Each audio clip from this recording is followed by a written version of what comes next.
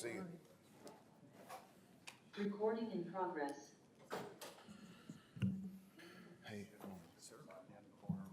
you got the message that the Scouts need to be here the whole meeting, right? Okay, I just. Justin's not gonna be here, but he's gonna be available. You say he's gonna be available on Friday? He'll be available on the phone. He's not gonna be on, at the meeting, but just turn Zoom on, so we'll see if he joins. All right. We may need him, we may not. I'll leave the Zoom screen up so we can tell who joins. Mr. Wagner, shouldn't we close the blinds so it doesn't glare on the Yeah, camera? we'd like to. If you mind getting those two, I'll get these two.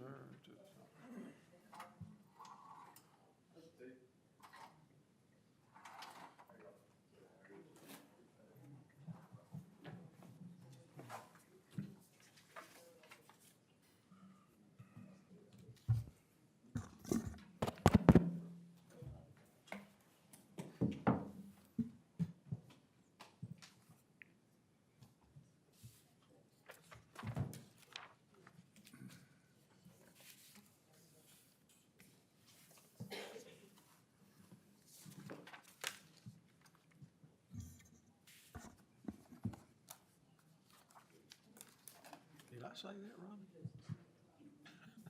Just Councilman Lamb said that if he had been voted on by the Board of Education, then the council would be more inclined to do a motion concerning the request. I didn't say that. We're gonna have to redo that.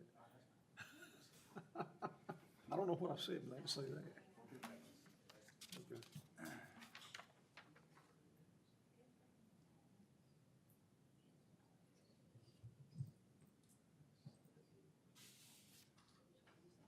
Oh, never mind. I did say that. I didn't read it all right. You sure? Yeah. I'm gonna put him where. It had to been voted on. I missed a word. Oh, no. There's no telling what I'm saying. Brother, So you talk. ready? It's mark my mouth. It's gavel time. Yeah.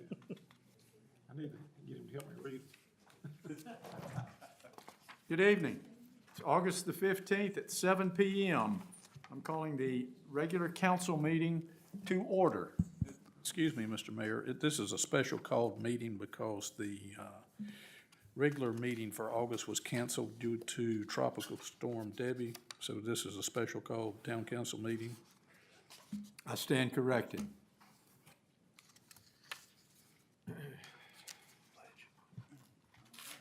I would like to ask Mr. Tim Galladay and his troop to come up and lead us in a Pledge of Allegiance.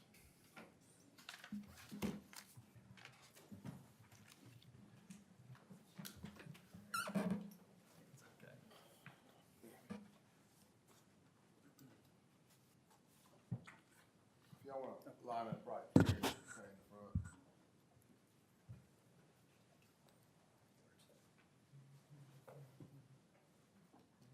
Flags back here, boys. I pledge allegiance to the flag of the United States of America and to the republic for which it stands, one nation, under God, indivisible, with liberty and justice for all. Thank you, gentlemen.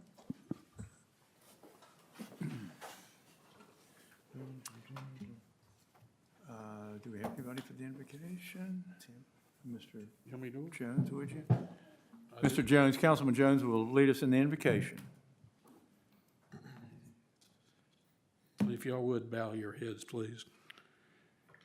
Dear Lord, we thank you for all your many blessings and the opportunity to serve on this council. We thank you for each and every citizen and business in the town of Stokesdale, and ask that you lead and guide and direct this council. We especially thank you for the fine organization that Boy Scouts are, that to raise up the next generation of leadership for our country. And in Jesus' name we pray. Amen. Amen.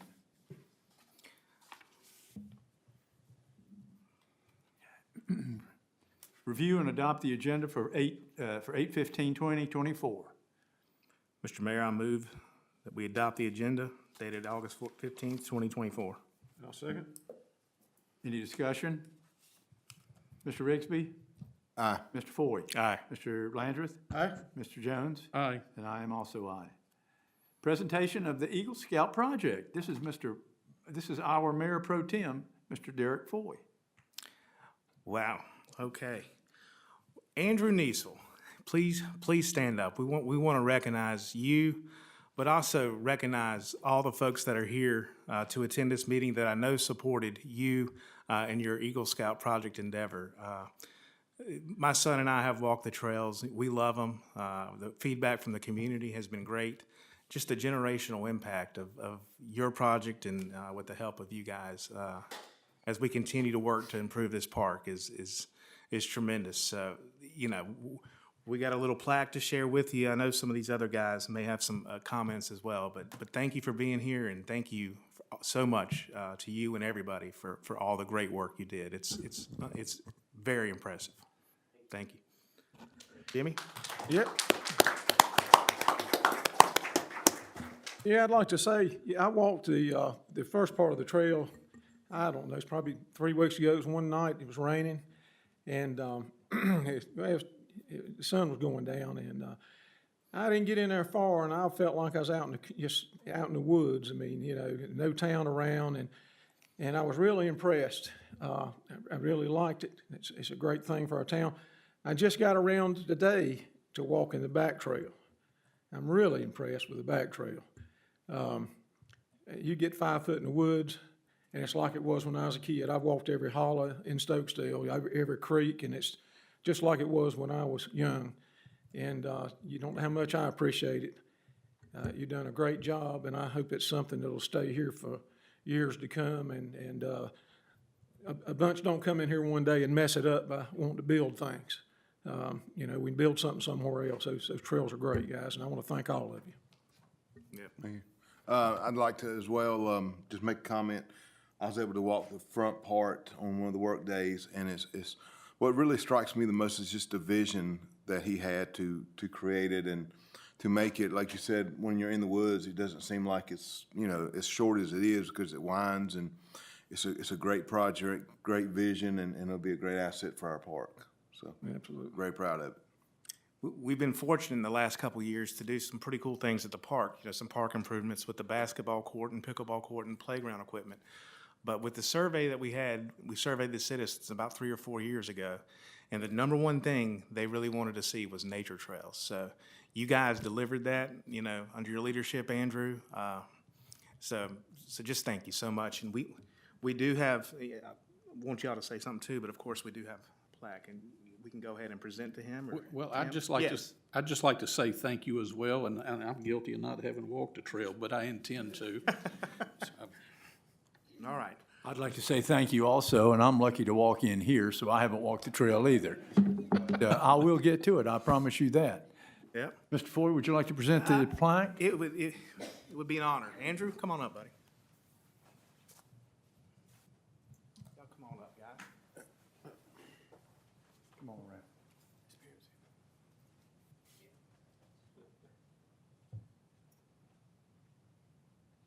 So Andrew, on behalf of the town of Stokesdale, it is our honor to present to you this plaque and express our gratitude and appreciation for you and really everybody and for all your hard work for making this happen.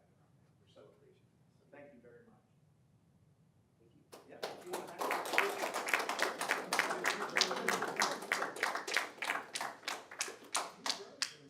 Yeah, he has. Building trails make it grow.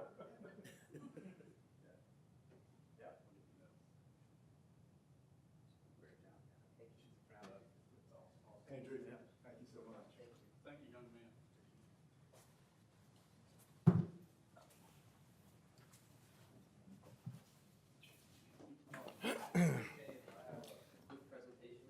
Andrew, that'd be great.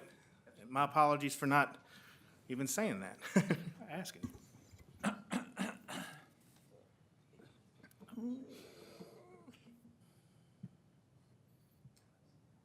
Robbie, if you need help with the technology, we got about an army of young boys right now.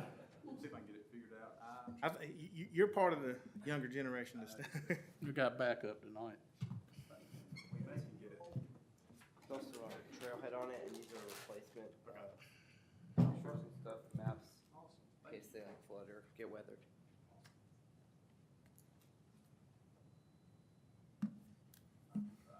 All right. I know I can't get it into that laptop on that screen, because it's running the stream, but I may can get it on this one.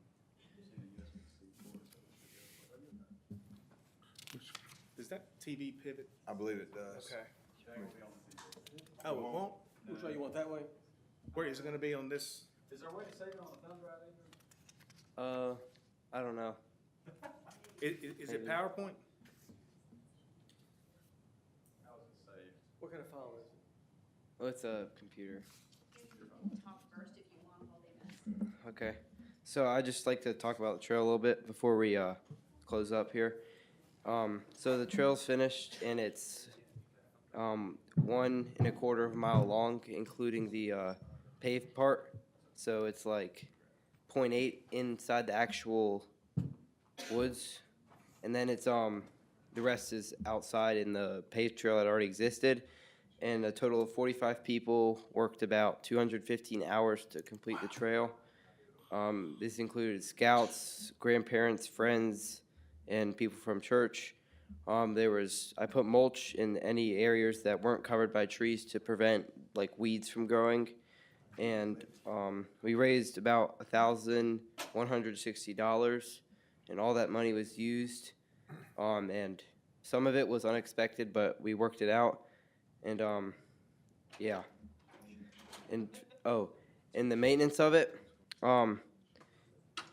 So for the maintenance, I was just thinking like maybe it could be a thing that the community could get together and work on. And I have little things about like what you should do to maintain the trail if anyone wants to come out and help.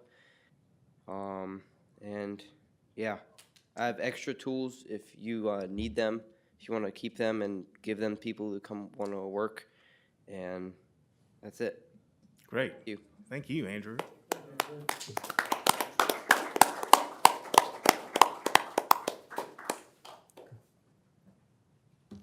How's our IT team doing over here?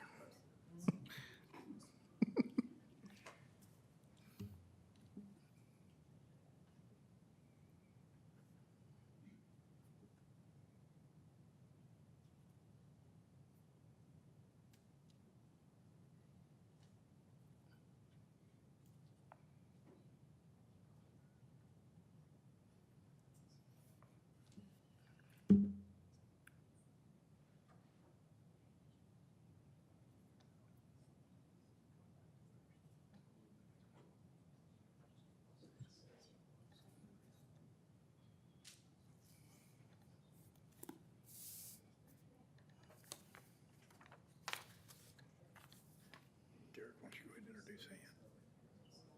We'll catch this as soon as they got it fixed.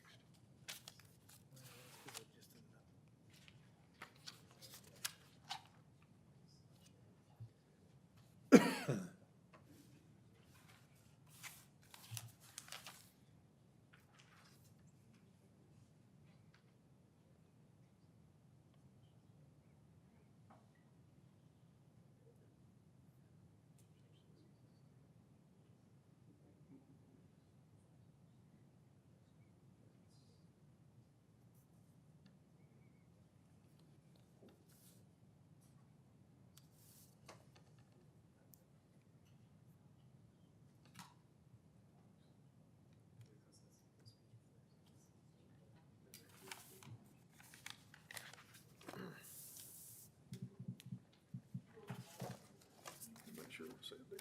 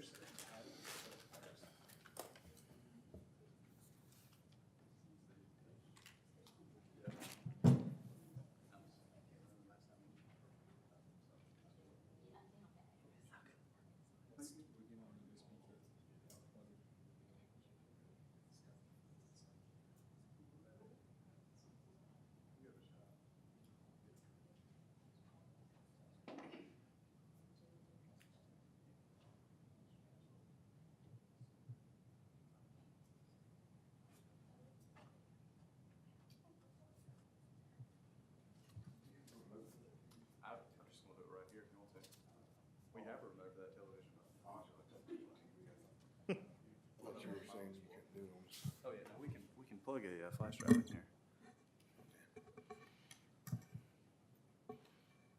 It's the only port we got left. What's the sound of?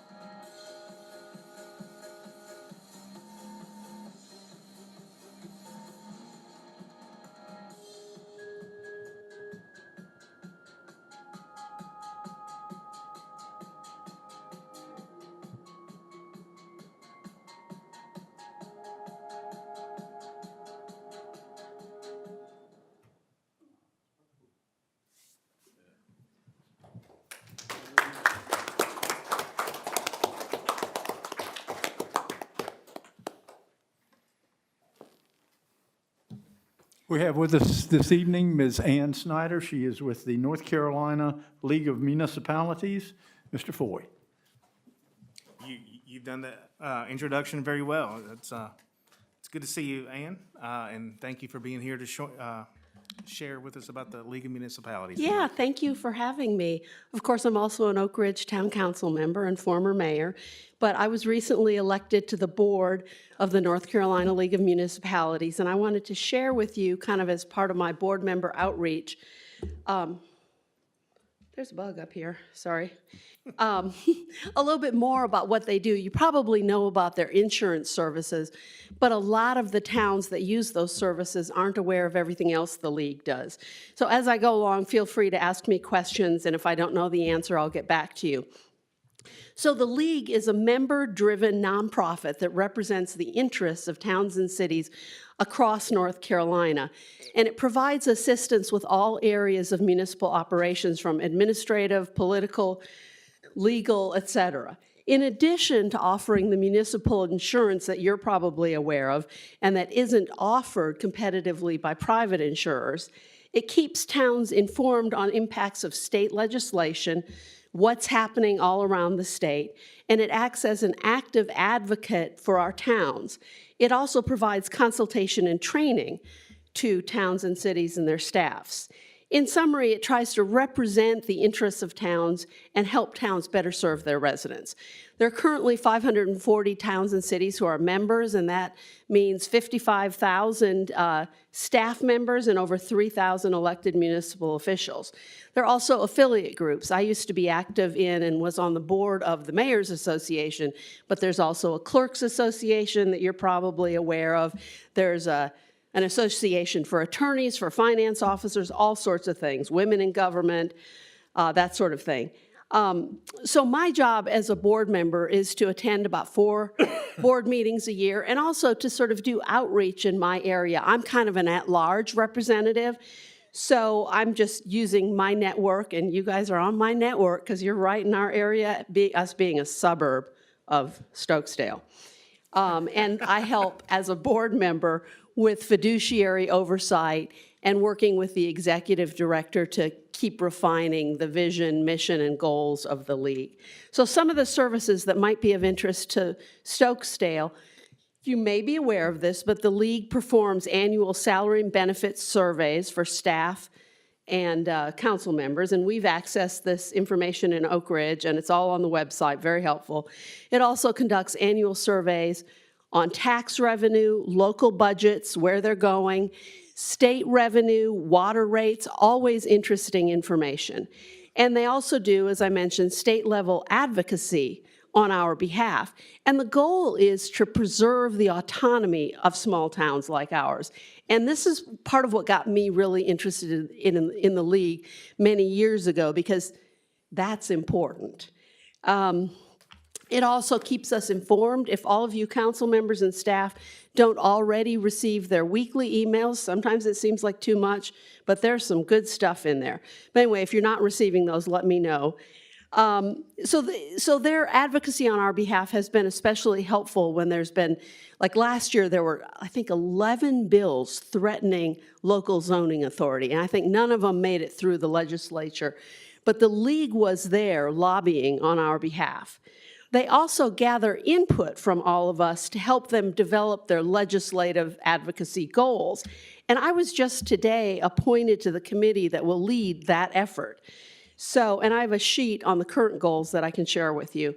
They do town and state dinners. Have any of you ever been to those? It's where elected officials, like you can go and have dinner with our representative and others.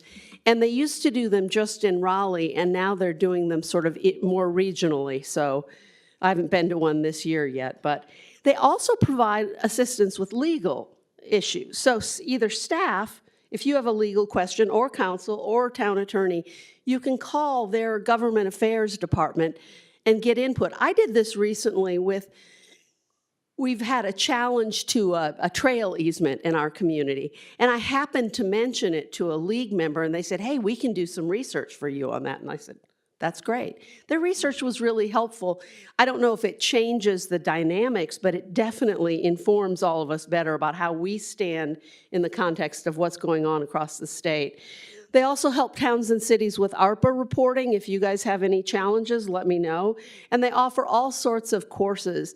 The last time I was elected to council, I took their ethics course, and I thought it was 10 times better than the one offered by the School of Government.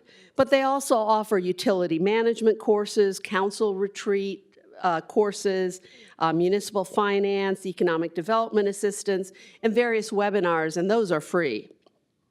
They also do cybersecurity evaluations. We just had one done actually from a different resource before we found out that the league did it, but it's free, and it's great. They also can provide accounting assistance. I know you guys are on QuickBooks, but if you have any interest in converting to Black Mountain or want any sort of customized assistance, even for your use of QuickBooks, they can provide that. And I think that effort is funded by ARPA funds. They got $26 million in ARPA funds, and that's one of the ways they're distributing that to the community. Another ARPA-funded program is grant writing, or grant assistance and grant writing. So right now, we haven't had much luck yet, but they're trying to help us find grants to fund our municipal water development. And then if we can find a grant to apply for that, although most of them aren't for new systems like ours, then they would give us, I think in our case, it's $30,000 worth of grant writing assistance. That's terrific. They also offer annual conferences. I've gone to City Vision for 2 years. It's for staff and council members, mayors, everybody. I found it really helpful. There are some great sessions. Happy to talk to you more about that. They also publish Southern City Magazine, and there's a great article in this month's about the municipal accounting services that they provide. And if you don't get this already, let me know. Any questions that you guys have? Ms. Snyder, I do have one pretty big question. I want Sure. to know what the League of Municipalities did to support Summerfield in their fight against de-annexation, if you have that answer. Yeah, no, that I know. When I was on the board for the Mayor's Association, this was about 2 years ago, they were doing a lot of efforts to fight that de-annexation. And in fact, I had just written for our town a resolution, and they shared it with all of the mayors across the state. I think it got, as I understand it, I'm not on their legal team, but once they had, things changed a little bit as the case moved forward, including the threat from NAACP and some other things. So their policy is that if it looks like it's something that could affect, so it became a very unique case in their view at that point. But initially, when it was simply a de-annexation threat, they were all over it, and they did a lot in terms of getting the word out and trying to lobby against it. Obviously, they didn't have any more success than Summerfield did. Does that help? I don't know. I never heard a word out of the league. I didn't see it in the media anywhere. Maybe they were there, and I just missed it, so. I don't know that I saw it in emails, but there's a lot that happens behind the scenes. Although, no, I take that back. I think a while back when the first threats came out, it was in the emails that they sent out. As you well know, that de-annexation set a terrible precedent, I think, in the state of North Carolina. Absolutely. I'm very disappointed. It seems to me that zoning applies to everybody except for those that have enough money to buy their way around it. And it just doesn't sit well with me. Yeah, no, I don't think it sets well with any small town or medium-sized town. And you mentioned that they do cybersecurity evaluations for free. I definitely would like to learn more about that. Do you know if they do any kind of website design or redesign, for municipalities' I websites? don't think so. They have, let me make a note of that. I haven't, they have some communications assistance, but I think it's more about helping you get your message out, possibly through their magazine and things like that. So I'll ask about that, and I'll get you a name on who you can call for the cybersecurity help. And you referenced, and thank you. My second and last question, you referenced a program, Black Mountain, as a accounting tool. Is that catered to government finance? Do you know? To my knowledge, it is. It's what Oak Ridge has used for years, and my understanding is because at first the league was using the funds to just say to all towns and cities, you should be on Black Mountain, you should be on Black Mountain. And then they found that some of the smaller towns, they just weren't ready to take on. It's a fairly advanced piece of software, as I understand it. So I haven't used it, but. We like to keep it simple, so I don't. Right, and it may not be right for you, but Yeah. there may be other ways they can help you if you're interested in it. I'm always interested. I'm definitely interested about the cybersecurity. That's a thing. So, any further questions for Ms. Ann? And if it's okay with you, I'll just give you guys some information. There's information on the membership benefits and services, the current legislative goals, which, as I said, will be rewritten probably over the next 6 months to a year. And then they have a Vision 2030, which is basically their strategic plan. Can I come up and give these to you? Please. Thanks. And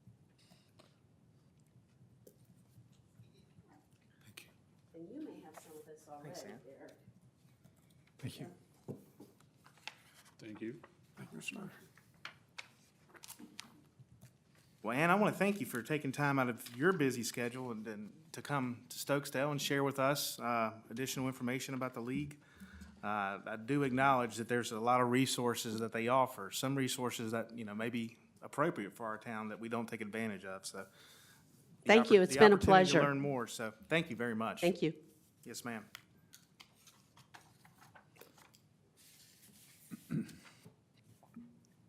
We will have the review to adopt the following minutes. This is for 5/9/2024.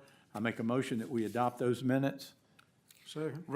I will mention, earlier today, we found a typo in that minutes set, and so we have fixed that typo and printed out that page and given it to everyone and highlighted that section that was fixed. It was just a number. One number Mr. missing. Wagner, when did you, is this it? That's it. That's the one. It's a correction to page 6, the top paragraph, the dollar figure there. Okay, got it. And certainly with that change and correction, the minutes are very good. Thank you. I do see another mistake on that. You've got me voting no, but below you've got motion carried 4-0.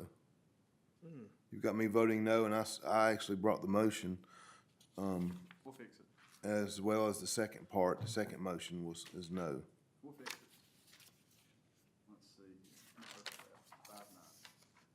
Which motion is that? I'm looking at this page, I'm sorry, this page right here, The middle of page 6. the one that was laid Page out. 6 of 12, Mr. Rigsby. Yes, sir. The one that was laid out separate. No problem. Looks like Must've been some Friday work right there. it actually, it looks like there was a copy and paste where you have Mr. Rigsby voting no Below. on several things. So, Yeah, it was used as a Do we need- template, so yeah. Yeah. You're Do correct. we need to just hold I think these? at this point, it might be best to continue these to September. okay. Yeah, let's Okay. just give them a We'll hold chance off to on read it. through and make We'll sure there hold aren't off any on it. more. No problem.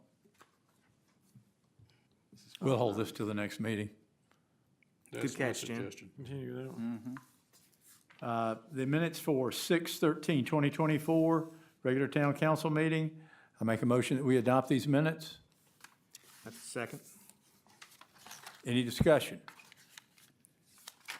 Mr. Rigsby. Aye. Mr. Landrith. Aye. Mr. Foy. Aye. Mr. Jones. Aye. And I am also aye. The Safety Fire District. The fire chief and deputy could not be with us this evening, but they were kind enough, pardon me, to provide us with the statistics from since the last meeting. They had medical calls 36, fire-related calls 9, other 28, a total of 73. He does extend his regrets, and I don't think there's anything out of order. He just was not able to make it. The Guilford County Sheriff's Office, do we have? Robbie, you want to read that for us? Be glad to. So for the Guilford County Sheriff's Office, for the month of July, the Sheriff's Office responded to a total of 183 calls for service in the Stokesdale town limits and took 21 case reports. Of note, we took one resident, Of note, they took one residential burglary case for the month. The burglary occurred on 7/8 in the 8,000 block of Hall River Road.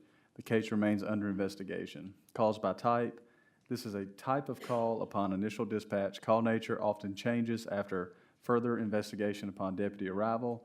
Numbers denoted on the map indicate multiple calls for service at the same location.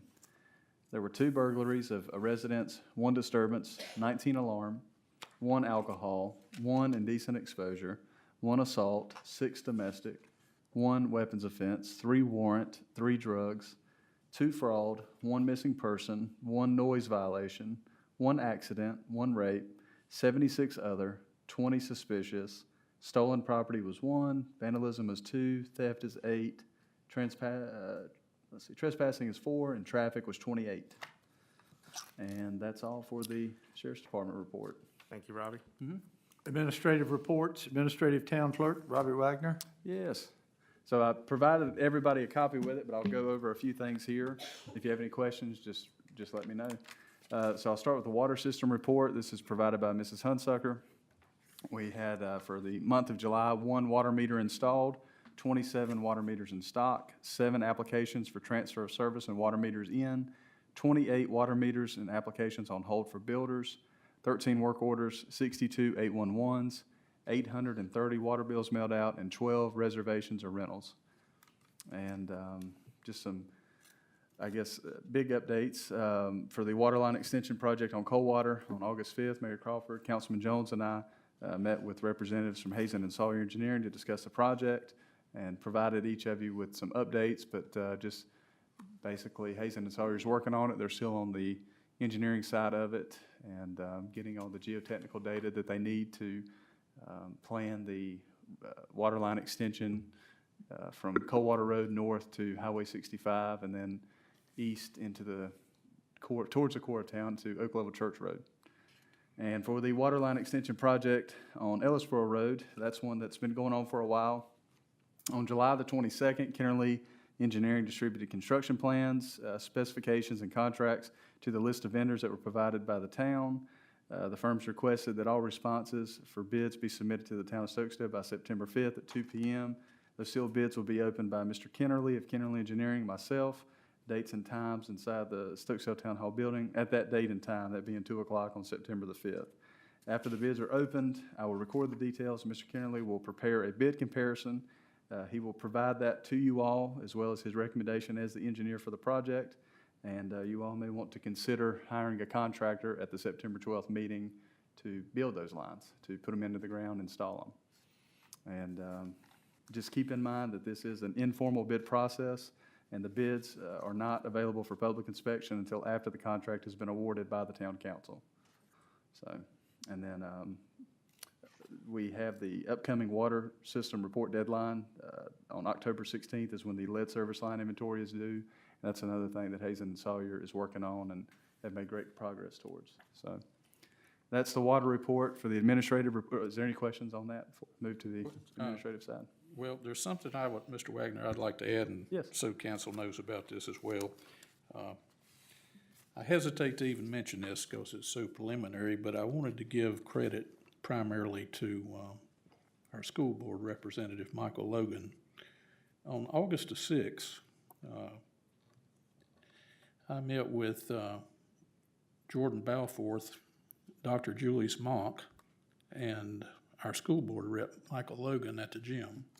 And the purpose of the meeting was to discuss air conditioning for the Stokesdale gym. From my perspective, this didn't go well when the school board rep basically told me that it would be at least 2026 before that could be considered on the capital improvement plan. You know, the school board's spending billions.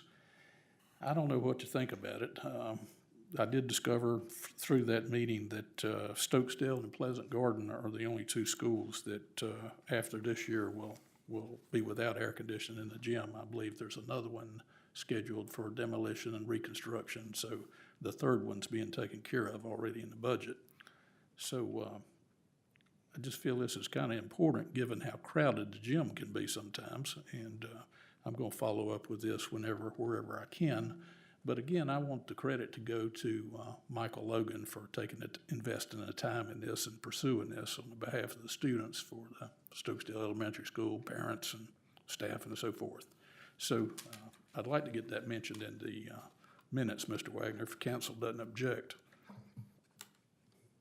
It's a good Any idea. objection? Thank you for sharing. No objection. Without objection. Mr. Jones, did they happen to roughly have an idea how much that would cost? There was a number thrown out there, but there's been no quote, not even an estimate by anybody, so I hesitate to mention it. I just think I'd be getting the cart in front of the horse. We'll speak after the meeting if you want to.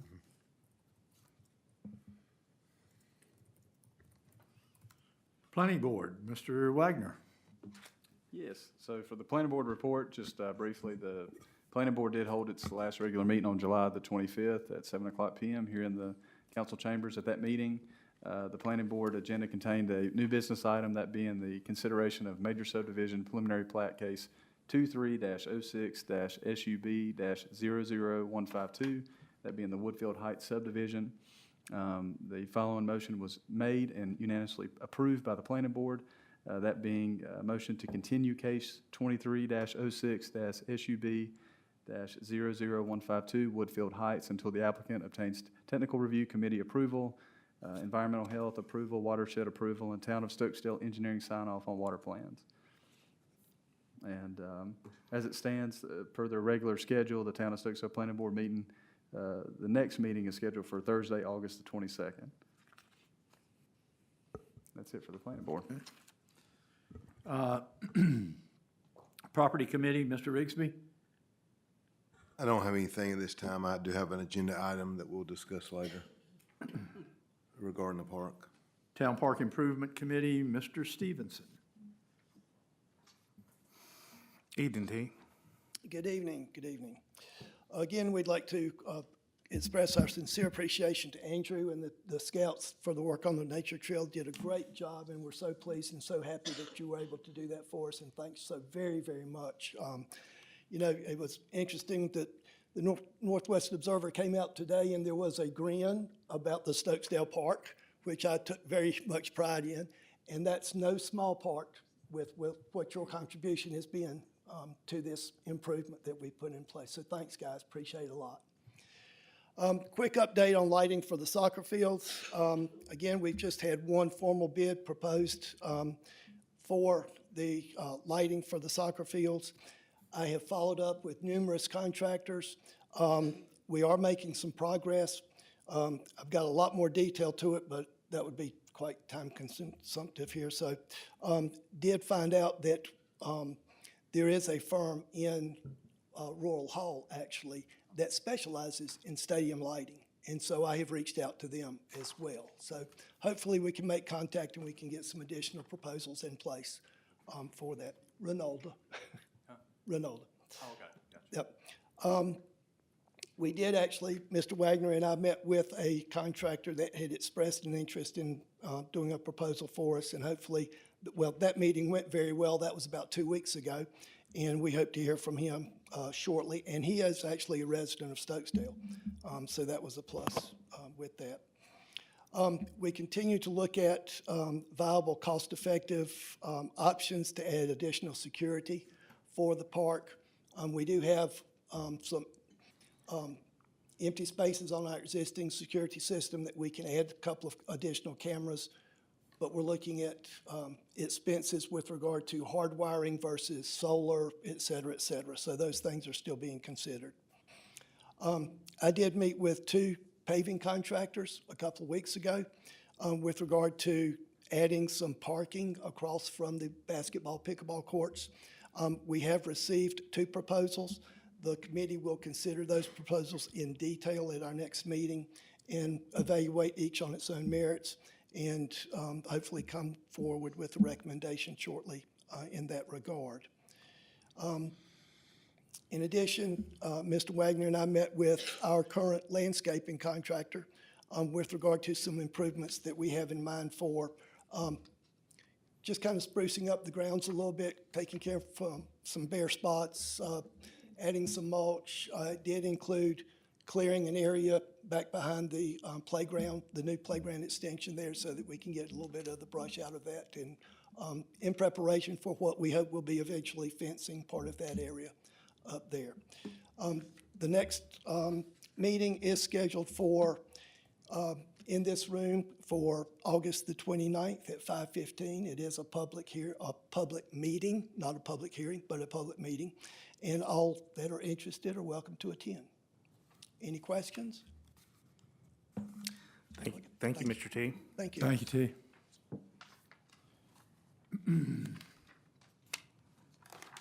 Financial reports. I believe Ms. Martin may be doing this. Am I right?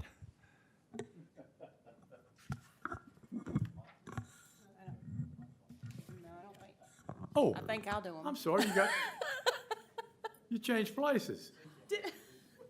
Sorry about that. It's okay. I noticed Patty wasn't here, so, you know. Just to keep you I on your am toes, here. Mayor. I am here, okay. Good evening.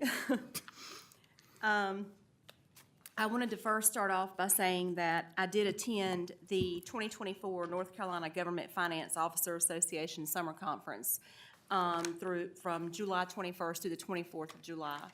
It was very interesting. I picked up, I received a lot of interesting information. Context, I think, was the greatest thing I left there with, which is really good because you're able to bounce things off of one another from, you know, the different municipalities through the state. And it was great. I really enjoyed it. And I look forward to attending next year. It was really good. So we'll start with the general fund this month, excuse me. And the total bank accounts for the general fund is $3,545,419.26, of which $2,707,693.09 are our CDRs. The interest that we received for the month of August is $9,078, month of July, excuse me, $9,078. Our shared overhead expense for the month of July is $14,995.90. The accounts receivable for the general fund, which includes our shared overhead expense, and also includes our operator in charge salary reimbursement from the water enterprise account, totals $16,026.96. Our accounts payable for the month of July, as of 7/31, was $3,930. Our total assets is $3,561,446.22 for the general fund. And let me flip over to my water. With the water enterprise account, our total bank accounts is $2,614,460.90, and that $529,027.98 are our CDRs. The total interest for the month of July that the water enterprise account received was $4,427.68. The capacity fees for the month of July was $750. So, and our total assets for the water enterprise account is $2,663,651. Oh my God, $2,663,651.71. The accounts payable for the total July is $51,250.42, and which includes our shared overhead expense that will be reimbursed back to the general fund, also our operator in charge payroll, and that also includes an expense that was paid by the general fund, and our water bill for the month of July was $35,000.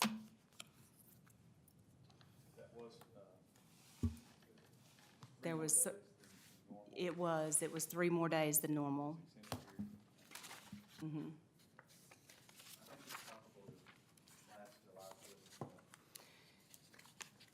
Yeah, well, we do have more that are connected this time too, so. And that's probably when Forsyth County's, their price increase was effective, I believe, 7/1 to us. Mm-hmm. Did we have larger water sales? Were the sales, we had more sales, right? You said our water bill was higher. Yes. Okay. Any public comments? So far, so good? Yeah, but it's for item number 11. I'll hold it. Right along.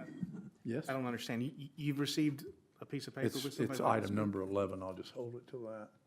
Okay.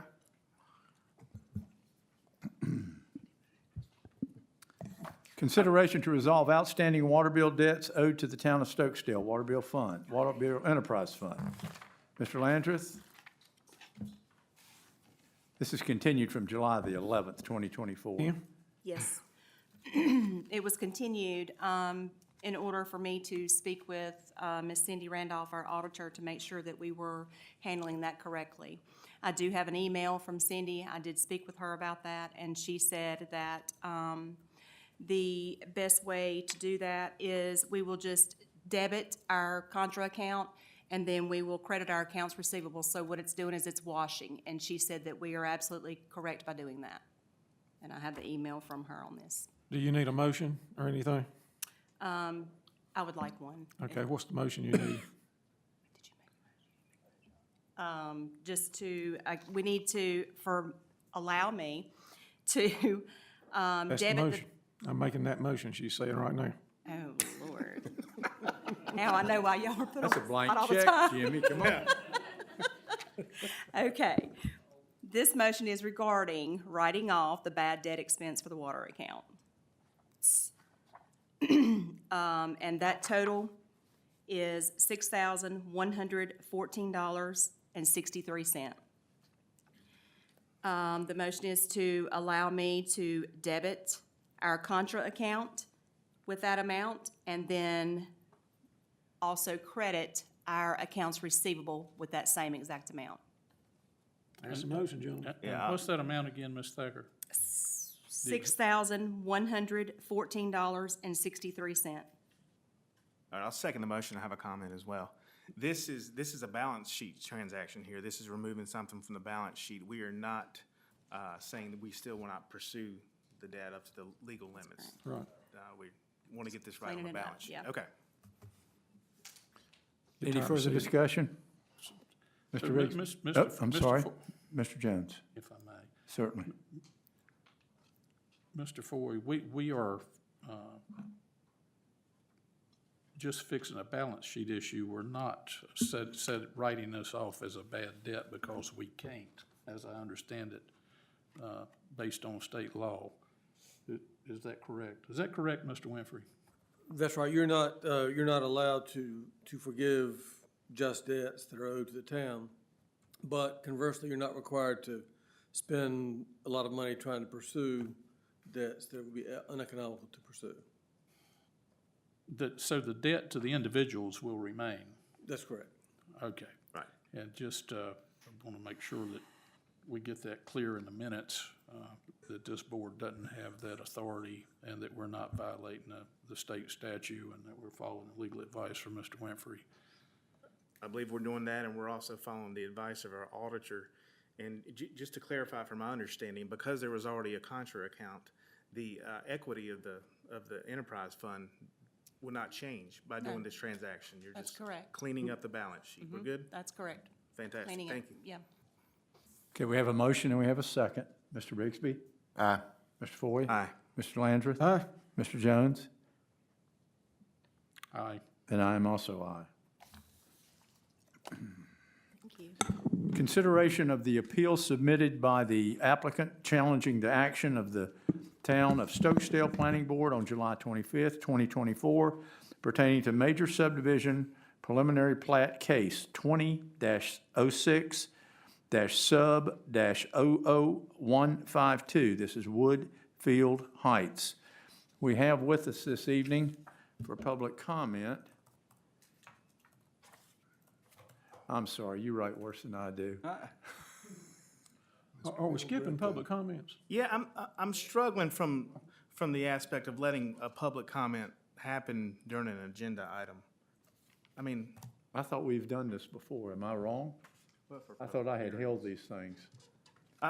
if it was a public hearing, I definitely want to hear Mr. Souther. I prefer to have him speak during public comments. Yeah, but for Not some the reason agenda we item. skipped- some reason we've skipped public comments. I didn't notice it, but, No, we didn't skip it. We didn't skip it. We did it. I did it. yeah, but But it might be I somebody, offered it to- might be offered to somebody put else. this off. And all I'm saying, it might be somebody else that wants comments that hadn't signed up. Well, I did. I announced it. Oh, did you? I did. Oh, I'm sorry. Well, I'm Robbie, is sorry. that in the minutes? The public announcement for comments, public comments? Yes, you did, whenever we got to number 9, it was my understanding that no public comments were presented. The mayor did, Mr. Landers, he just didn't dwell on it very long. Okay, that's fine. I heard you say something about skipping something, but that's okay as long as we announced. Okay. My fault. Are you telling me we need to back up? No, it sounds like you did it, and I just didn't hear it. Well, but since you had a card, it may be worth backing up just to allow this, if you want to allow the speaker to. I would definitely want to hear him. I too would prefer not to get in this habit of Yeah. speakers reserving time on an agenda item. And I don't even mind the idea of him going ahead and speaking and being recognized by the board, the mayor, to speak on this agenda item. I just want to make sure we cover all our bases. My mistake, please. So what we'll do is we'll we'll revert back from this agenda item and go back to number 9, which is public comments. And at that time, I definitely want to hear from Mr. Southard, and you could share your concerns then. In addition, anybody else from the public is more than welcome to speak about anything you wish to speak about. Yeah, anything. This is, for this meeting, it would be innocuous, but if we get on a habit of allowing public speakers during actual agenda items, that could be a slippery slope. Okay, understood. Mr. Southard, Yes. please, podium.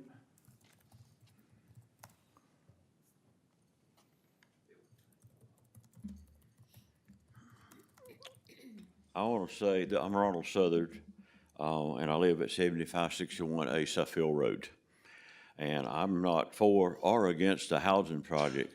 I just needed information on how they're going to control the water that's coming down this spillway under our driveway and washing our land back away again. They're putting all that water is going to go down through an 18-inch culvert under the driveway. I have already seen it about 15 or 16 foot wide going over the road and going down across my fields. And we worked hard since 1959 when Daddy bought the farm to get this farm established. And it is a still live farm today, getting hay off of it to support cows and horses.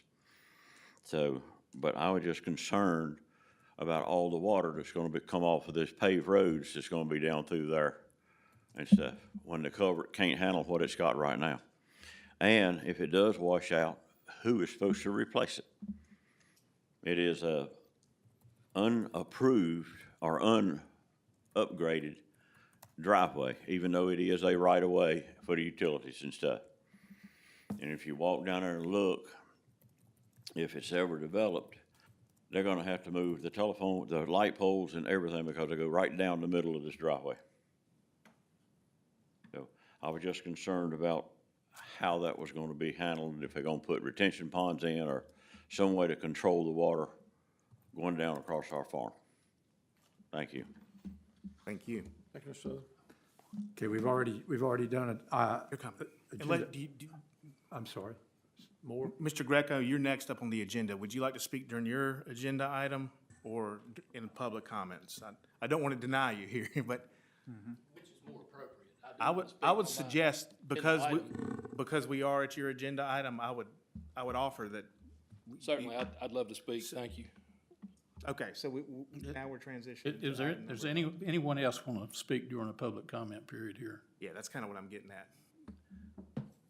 Nobody came forward, okay. Okay, seeing that there are none, No, you can. we'll move. Please, go We'll ahead. move to item number 11, which is Mr. Mayor introduced consideration and appeal submitted by applicant challenging the action of the Town of Stokesdale's Planning Board on July 25th pertaining to the major subdivision preliminary plat case 23-06-SUB 00152 at Woodfield Heights, and Mr. Bill Greco. Bill Greco, P.O. Box 347 in Oak Ridge. Mayor, members of council, I appreciate you hearing this appeal tonight. Certainly did want to speak on the matter. I'll be brief. This is a technical review of a preliminary plat. As we all well know, a preliminary plat is the big picture. Most of those review items are found in Article 5 in subdivision standards.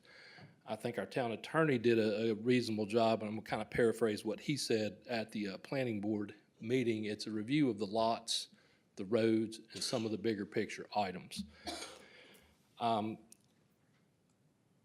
We have an action by the planning board, and they mentioned three things specifically. They mentioned that we needed environmental health approval, we needed the water system approved, and we also needed a watershed plan approved. That is the exact opposite, 100% opposite, and I'll bring the ordinance up and show it to you, of what our ordinance says. Our ordinance says you get a preliminary plat approved first, then you seek approvals from those other areas, be it environmental health, DOT, watershed, water system. Our ordinance is very clear. It's not gray, it's not a mystery. That is what the ordinance says we do. Preliminary plats first. Again, this is the big picture. Then you go to all your agencies and you work on all your detailed plans and all your other permits. This is how the ordinance has always been. Some of you are probably aware I've been around for a few days. I've done this more than once. I know the process has always been like this in Stokesdale. I don't know how it suddenly got turned on its head at this meeting. The reverse of that process would be that we go get all the approvals, go to TRC, get a bunch of permits in hand, and then at some point, I suppose we'll show up to the town and say, hey, we've got, a year or so and tens of thousands of dollars invested in this. We sure hope you guys like it. So all we're asking for is that we follow the ordinance. And for this case, what's required? Fees. We have paid the fees. We have receipts. Staff has to make a determination that an application is complete. Staff certainly did that. TRC has to review and comment. They have. A staff report was prepared, and in that staff report, he recommended conditional approval subject to our team satisfying the TRC review comments. That is a standard thing that's happened time and time again, not only in this town, but in all the other small towns that have that sort of hybrid planning version where they rely on Guilford County staff and TRC to make comments. So where we are this evening, we have a preliminary plat that checks off all the boxes accurately for what's required. We have an ordinance that tells us how our procedures are supposed to be implemented within the town. So we certainly would seek your approval in the form of conditional approval, subject to our satisfying TRC review comments, which we certainly have every intention to do. If there are any questions or comments or clarification, or we need to talk about specific sections in the ordinance, I'm happy to do so. I guess the first question I have is a conditional approval? That sounds a lot like a conditional approval. Is that a step that can be taken by the planning board on this matter? And I understand I read with the staff recommendation. I'm asking the attorney, not you. My interpretation of the ordinance is that when it said conditional approval, if the plan was substantially in compliance, but there was some minor adjustment that needed to be made to the plan, the planning board could say, we approve it on condition of a specific change to the plan. For example, moving an easement from place A to place B, or some specific point. I don't see authority for the planning board to delegate the authority of approval to TRC, which would be tantamount. I mean, if you said we approve it tantamount to whatever TRC says, that amounts to a delegation, which I don't think is is a fair reading of the ordinance. Okay.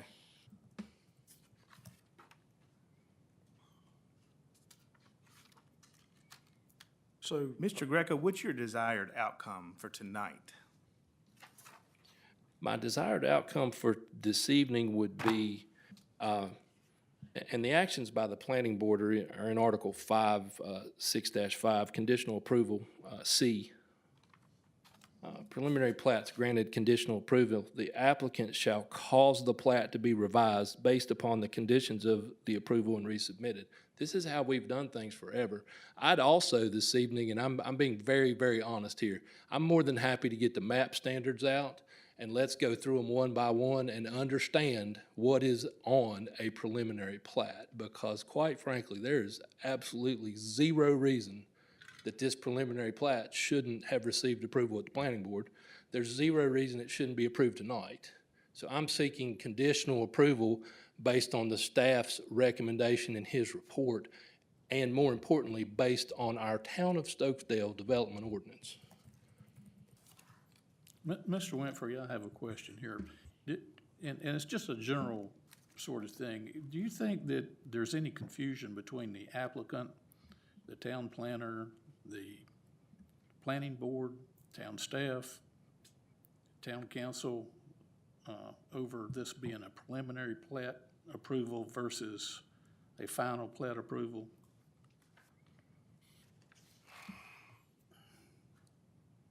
I don't,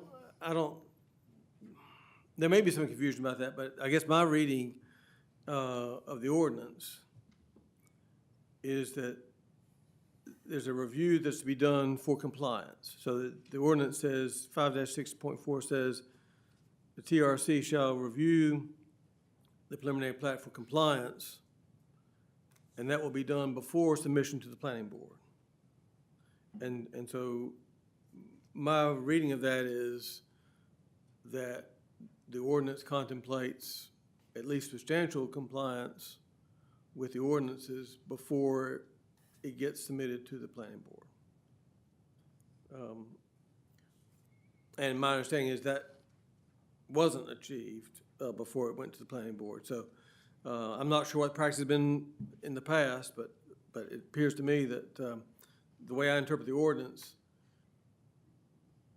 TRC needs to have reviewed it before and review for compliance before submission to the planning board. So in this case, if this was an unincorporated Guilford County, the TRC would either recommend approval or recommend revise and resubmit. For the town of Stokesdale, they add notes, but they don't make a recommendation of approval. That's a town of Stokesdale Planning Board decision. Right, but the only issue in front of the planning board, as I pointed out at their meeting, the only issue in front of the planning board is, does it comply with the ordinance or not?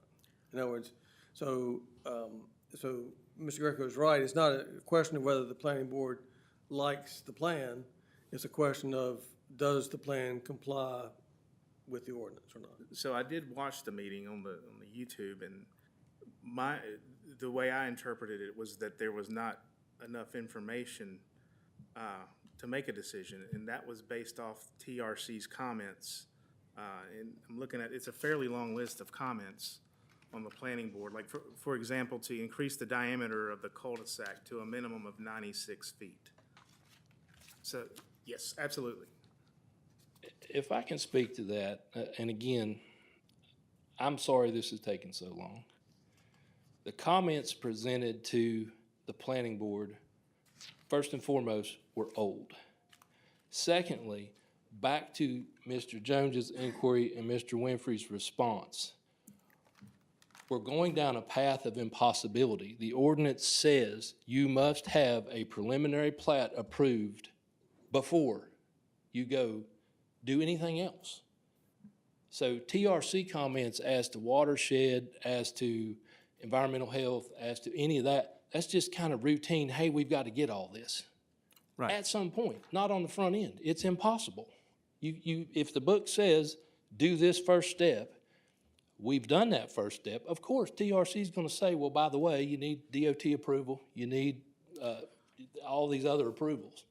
This is not a new process. I'm not trying to reinvent the wheel at all. No, I'm asking questions because I don't know the answer. So I'm looking to Chuck, I look to you. I mean, Certainly. it's. But again, a preliminary plat is cut and dry, clear cut. It does not include anything about a watershed. It does not include environmental health approvals. It does not include any of that. It's right in the map standards. It's a simple checklist we can go through here this evening. Okay. Mr. Winfrey, can I ask a question on that? Yes. Could the town council approve the preliminary plat since the planning board did not deny it? Can the council overstep the planning board at this point, since it was never denied? No, and that's the other issue is the appeal. So typically, if the planning board had denied it or the planning board had approved it, anybody could appeal to this board. However, they took a procedural vote that they wanted to just continue it until they had more information about whether it complied or not. So I don't think the town council has the authority to overrule a procedural vote that the planning board took on handling its agenda, as long as it's a good faith. Now, if you determine that it was not a good faith continuance, that they were just trying to continue it because they never want to approve it, that's one thing. But that doesn't appear to be the case here. So, just so I understand it, so this was continued to the next planning board meeting, and simply Mr. Greco is trying to, and I'm not saying it's in a bad way, but you're trying to speed the process up by bringing it to us instead of waiting to the next meeting, or? No, sir, I'm not trying to speed the process up. I can't get through the process. It's an impossibility to have environmental health issue improvement permits without an approved preliminary plat. So you That don't- won't happen, so I will never get it approved. So you don't feel that the next, what they carried over to the next meeting These is gonna help you at circumstances all? don't change whether it's the next meeting or the following meeting. The circumstances do not change. We have a procedure, and I don't mean this in a bad way, it's just how I think of them. The small towns, Oak Ridge, Summerfield, Stokesdale, all the staff that does all these other things at Guilford County and DOT, they don't look at anything unless you have approval from the town. We have a former mayor here that can attest to that. When you go downtown and you're doing something in Stokesdale, Summerfield, Oak Ridge, when you go to apply, they say, where's your town approval? That's the first thing they look for. So I'm caught in this impossible loop of I can't go to environmental health and say, well, here's what Stokesdale says. Y'all have to go ahead and do it completely opposite of your book, and then I'm going to go back to the town and get approval and bring it back. I can't rewrite the ordinance on the fly to make all these various departments comply with what the planning board has dictated is impossible. And if they're going to maintain that stance at the next planning board meeting and the one after that and the one after that and the one after that, it'll never get done. And the ordinance hasn't changed. Again, the procedure's been the same forever in all towns. Mr. Winfrey, it would seem that we can't grant Mr. Greco's request based on your legal advice that since it's been continued by the planning board, the case has never been heard. Thus, the appeal is legally or technically invalid. I certainly sympathize with Mr. Greco. I hear everything he's saying, and I want to support the planning board. I'm just kind of, the thing that, in the interest of transparency, the thing that concerns me is I looked at that meeting on YouTube, and there was a lot of exchanges that didn't make it to the audio, but the case was never opened, and there was no discussion. It was just continued when the agenda was set. And so I would, just on the outside looking in with that, I would have rather the case been opened up and dealt with that way, and then approved, disapproved, continued from that point. Well, I think, I feel like there's just a lot of moving parts here in this. well, my recollection of the meeting was there was a motion to continue it during the consideration of the agenda, and that motion failed. Or that wasn't. Well, so actually, it was a motion, the motion was made to adopt the agenda as written, that passed. Okay, gotcha. But then once we got to that part, a motion was made pretty quickly after the agenda item started to continue it, and there was no discussion. It was passed unanimously to be continued based on lack of information. So that was the motion that was made and what happened.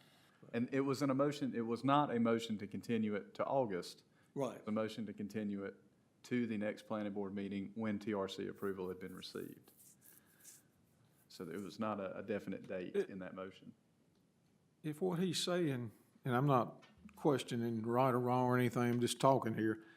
If what he's saying is correct, and you can't get that approval without that, is that true? Is Justin's online? I mean, is He's he not on listening Zoom. to this meeting?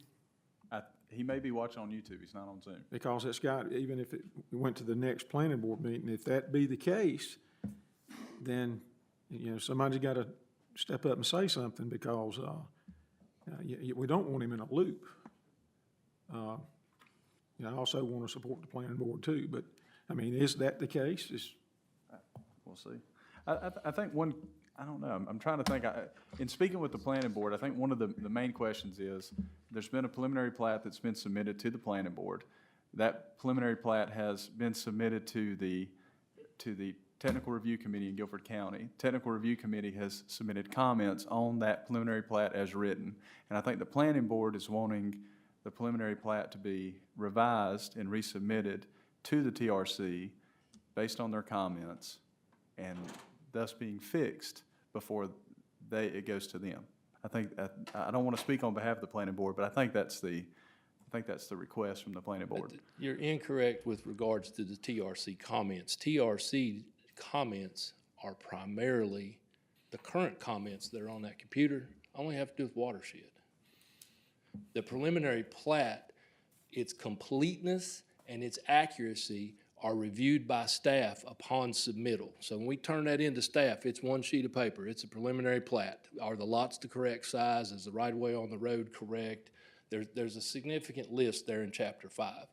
The staff has to determine if that application is complete. They did. They took our $4,900 and said it's complete, and they moved it on. TRC has a litany of comments about other subject matter that has absolutely nothing to do with the preliminary plat.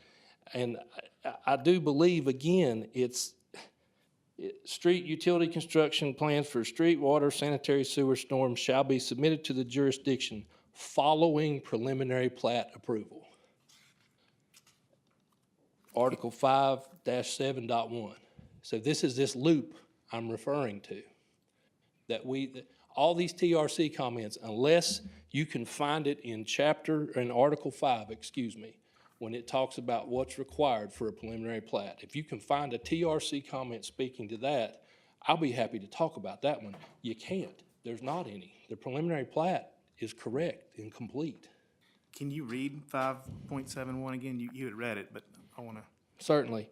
Street and utility construction plans for all street, water, which is the town of Stokesdale's water, sanitary sewer, which is Guilford County Environmental Health, and storm sewer facilities, which is the watershed development plan, shall be submitted to the jurisdiction following preliminary plat approval.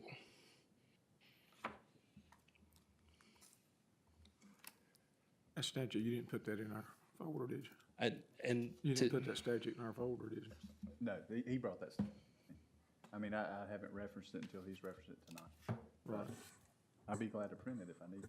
this is where we didn't get an opportunity at the planning board. That was predetermined. I go to public meetings and/or public hearings multiple times a month across this state. We walked in the door and that wasn't gonna get heard, and we got no opportunity to speak. And with a technical review, it's not adversarial. Your planning board and your staff are in place to facilitate development within your jurisdiction, within the guidelines. As far as going back to these folks, they've just simply, and I'm not trying to bash your planning board. Staff made a recommendation. The book tells us what we need to do. The planning board determined that we needed all these other things that aren't in the book. They just failed to actually discharge their duties. I don't want to go back to them. I'm appealing a poor decision, whether they denied it or failed to give us conditional approval, which is what we sought, that they didn't discharge their duties as a planning board. They didn't lay that thing out and say, here's what's wrong with your preliminary plat at all, ever. We got no opportunity to speak at technical review committee meetings across the state. And I'll encourage you and I'll help you watch them on YouTube or take you to one. It's an open dialogue. All the staff, all the departments, when they say, here are my comments, they say to the applicant, hey, do you understand where we're coming from? Does this comment make sense to you? Are you able to address this? If we'd simply done that, we may have had a different outcome at the planning board. I don't know. But again, we have to follow the book. Lots and lots of decisions are made. Lots of schedules are in place. Lots of jobs are in play. People are trying to feed their family. We can't get caught up in some endless loop of minutia that, again, is completely new. This is unheard of. It's never happened. So Mr. Winfrey, he brings up a point. So let's say he goes back to the planning board and they just simply don't hear it. They continue it to the next board. Let's say they do it 2 or 3 times. What is his option then, even though at that point they still haven't heard it, to deny it, approve it? Let's say they just don't hear it for whatever reason. Does he have any options to take it back to us for oversight? And I mean, he could, like you said, if you had a planning board that, let's say, just didn't like him, they could continue it on for 4 or 5 months, not hear it, and then he's standing here again. So, And the law would say there that that's tantamount to a denial. In other words, if you continue it just because, you repeatedly continue it for no good reason, then I think you'd be within your rights to deem that as a denial and treat it as a denial on appeal. Mr. Mayor. I don't think that's the case. Mr. Mayor, I have a request here, the rest of the board. I'd like for our town clerk to grab what Mr. Greco has and make us 5 copies of it. Section 5, I want it in my hand. That's a good idea. to review here. Without objection. Yeah, I'd like to, yeah, me too. But I don't think our planning board's engaged in anything like that. I think that they believe what they're doing is right, and maybe there is something there that we're missing. Well, I mean, we should, sometimes it's like drinking from a fire hose with all this, where, you know, Mr. Greco has the benefit of doing this every day, and that's his trade. Our planning board members, please understand, are volunteers, they're not paid. They, you know, do this to provide a service to the board, this board and the town. And so, we'll make every effort to get you where you need to go. But when Mr. Winfrey tells me that we can't override the continuance, that concerns me. Right, I mean, if that's in the law, we would say that the appeal's not ripe. In other words, there hasn't been a denial, there hasn't been an approval. They made a procedural decision to continue it.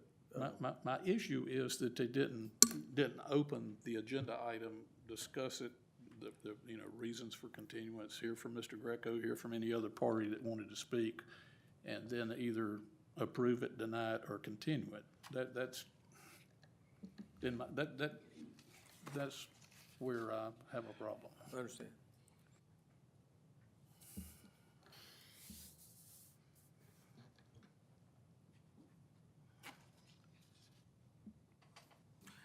So, Mr. Gregg, I do have a question. Yes, sir. So you submitted your preliminary plat, and I'm looking at the comments right now. And I'm gonna put watershed to the side. So I'm looking at the comments from planning, or Mr. Snyder.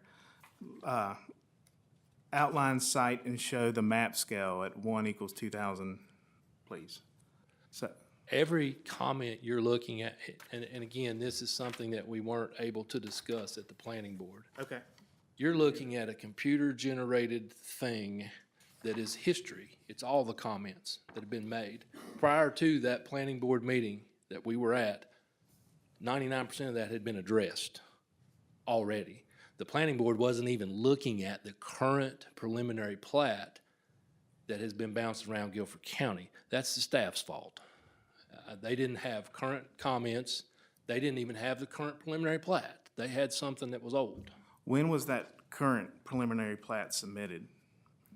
The exact submittal date, I don't know, but the day of the planning board, I believe, staff updated them via memorandum the day of the planning board and advised the planning board that as of today, following reviews have been complete and approved, DOT, soil erosion, fire, environmental, da-da-da-da. Staff noted watershed and environmental health have not been completed. I've just handed you something that says they're not going to be completed ever until the preliminary plat's approved. Okay, but what I think I understood you saying is that the preliminary plat that was in the packet for the planning board was not the updated preliminary plat. There's two things, yes, sir. One, it was not current. Secondly, even off of the old one that they had, it contained everything to approve a preliminary plat conditionally. Most conditional approvals are minor items. It's, you know, this lot is supposed to be 100 feet wide and it's not. This easement is supposed to be 20 feet from here and it's not. You show us the name of the road. The comment you specifically read to earlier, that's the vicinity map. That's Okay. what that's about. And I acknowledge your frustration, and you do this with a lot of towns, different, you know, it's a lot. I acknowledge that. You've got a lot of knowledge on this, and kind of going back to what Tim says, and there, if there was not an updated preliminary plat that may have addressed those things, I can see where they're coming from, that, I'm just saying, I can acknowledge both sides. I mean, it's And I different. can do that as well, but again, and again, I'm happy to do it right now. We pull out the map standards for a preliminary plat. It's not that complicated. It's not a lot of information. It's a pretty narrow review of Article 5 subdivision standards. Has nothing to do with watershed, health, anything else. The document that they had at the meeting, although it was old, it could have received conditional approval and had the same thing. The staff recommended approval of the thing. I understand. I do understand. But going back to the document that they have at the meeting, it was old. When was the current document submitted? I don't have the submittal date, I really don't. All of that is a computer-generated printout that when you turn something in, the comments, what you're looking at, they just stay stacked in there. So when you print them, it goes back to the very beginning. I do understand that, but if that current plan, we're referencing a current plan, did they address does the current plan address some of the notes that was on here? Yes, sir. Okay. Yes, sir, it did. So was the current plan submitted to the county? Statutorily, it was submitted on time. It must be, and I can pull it out of the ordinance, it must be submitted to TRC 7 days prior to the planning board's meeting. That's verbatim what your ordinance says. We certainly met the deadline. 7 days before the planning board meeting. The planning board was July 25th? Correct. And with that, the current or updated preliminary plan was submitted no later than July 18th? Correct. Okay.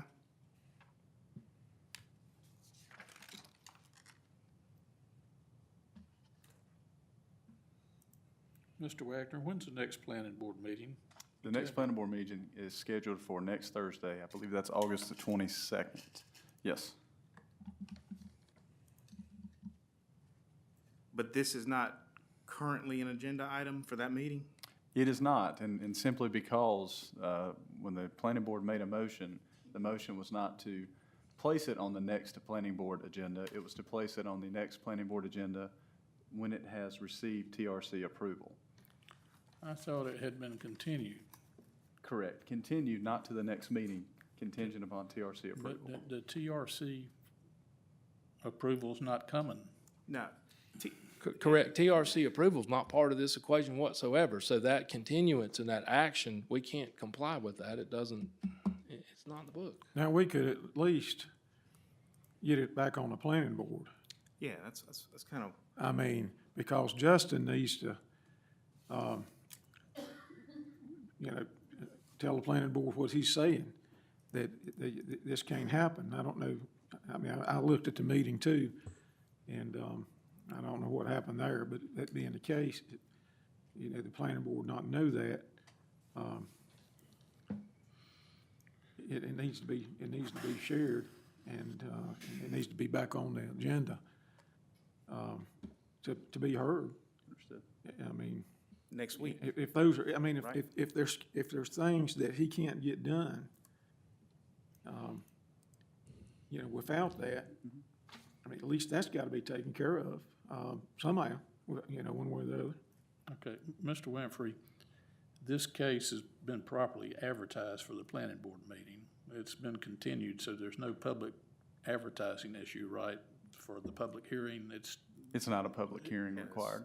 Yeah, it's not, Yes, yeah, correct, it's a preliminary plat. That's right. So there's no issue with public notices, public advertising here. well, they would still have to be noticed of it 2 days before that meeting. Correct. Can this board vote on a motion basically to remand this back to the planning board and ask them to open the case and hear it? Yes, you can remand it, or either dismiss the appeal, or you can remand it to them and request that they have it heard at the August 22nd meeting. I want to be sure this board's hearing you. You're providing us legal advice, telling us that there's not a bona fide appeal, that we can't act on this appeal because it's It's not final not action. actionable. That's your legal advice That's right. to the Stokesdale Town Council. That's right. But there's no doubt in my mind that the planning board acted in good faith. It's very easy to be up here and something be there that they don't see. But we do need, we don't want to stop this project. Well, and especially not at all. if there's a new preliminary plat that they didn't have in front of them last time. well, an action that I'm going to request is that, Robbie, I would like to see an email from Justin Snyder with confirming the date that the new preliminary plat was submitted, either July 18th or prior to, whenever it was, the current preliminary plat. And it's vitally important that that plat be included in the packet for the meeting on the 22nd. It's a week from tonight. Understood. Is that, seems pretty reasonable to me. Yeah. And one of the issues that the planning board struggled with was the ability to actually read it, because if it's a huge map and it's 8.5 by 11, so we may have to figure out some technological solution for them to be able to look at it on a monitor or look at it. Well, yeah, that's, $5. yeah. We can provide full-size copies. That was always what was required for the town of Stokesdale forever. And when Guilford County got their fancy new computer stuff, all the paper copies went by the wayside. We're happy to provide full-size copies. I think that would be helpful, Mr. Greco. You know, Stokesdale, we don't do fancy. Certainly.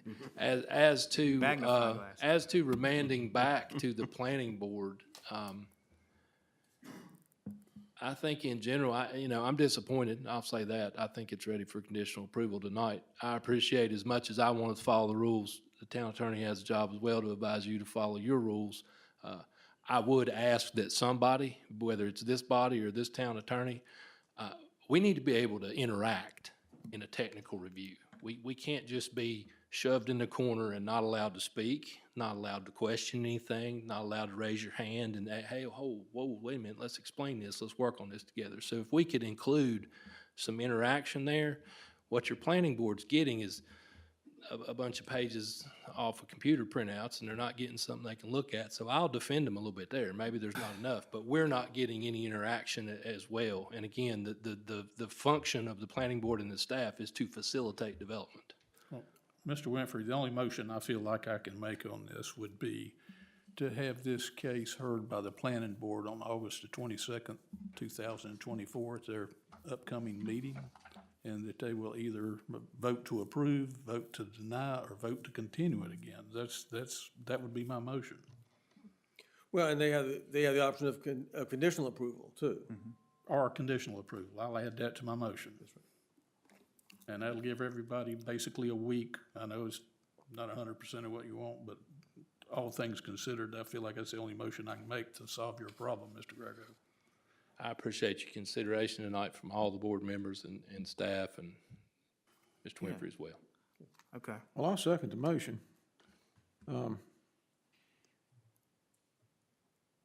We definitely need to, as far as this little loop that may be going on, I mean, that needs to be addressed. The planner needs to address that with the planning board, whatever the case may be. I agree. If the planning board did not have the current plan,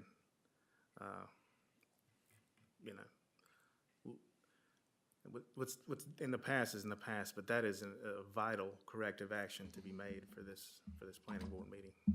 And I really, really don't like getting this mouse print I pick this up sometimes and I can't see this stuff. So, our planning board needs something that they can read and see and hold in their hand. So I think that's the crux of the matter. That plan needs to be there and available to them.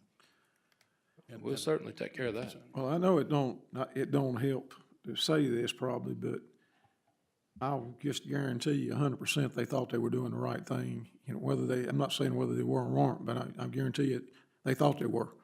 I know the guys, they wouldn't just be doing something to hold you up out of malice or anything, by no means. I know they don't do you any good, And they I don't don't speed things up for you. Yeah, I don't disagree with that either, but I think they're getting information this isn't Guilford County. We're in the town of Stokesdale. Town of Stokesdale ordinance works one way, Guilford County works another. And when you have Guilford County staff running things through Stokesdale like they do in Guilford County, that doesn't work.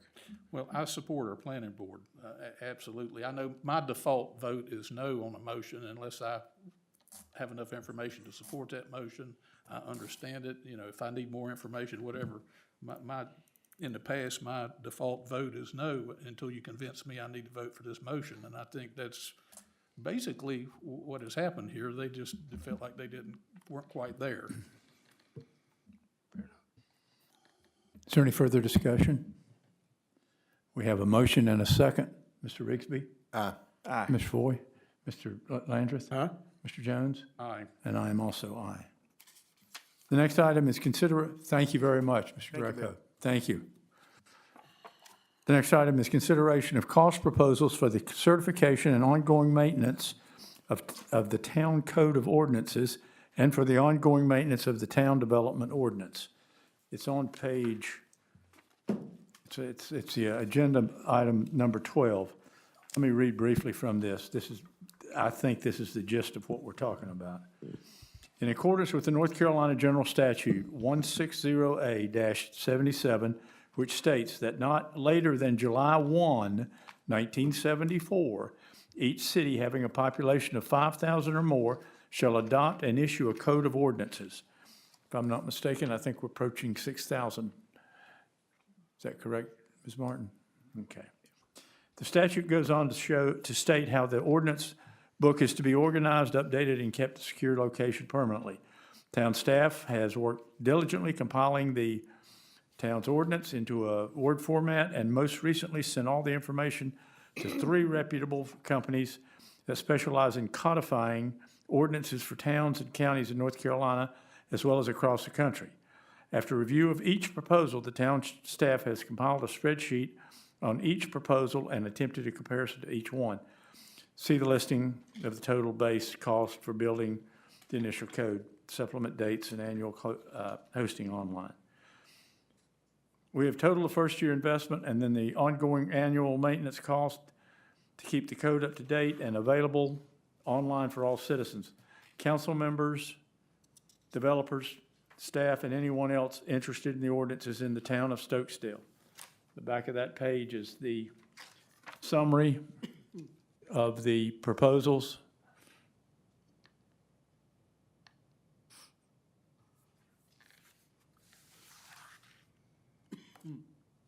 Ms. Martin, did you want to present this agenda item, cover all the bases? Tell us what, the Reader's Digest version? If you're ready.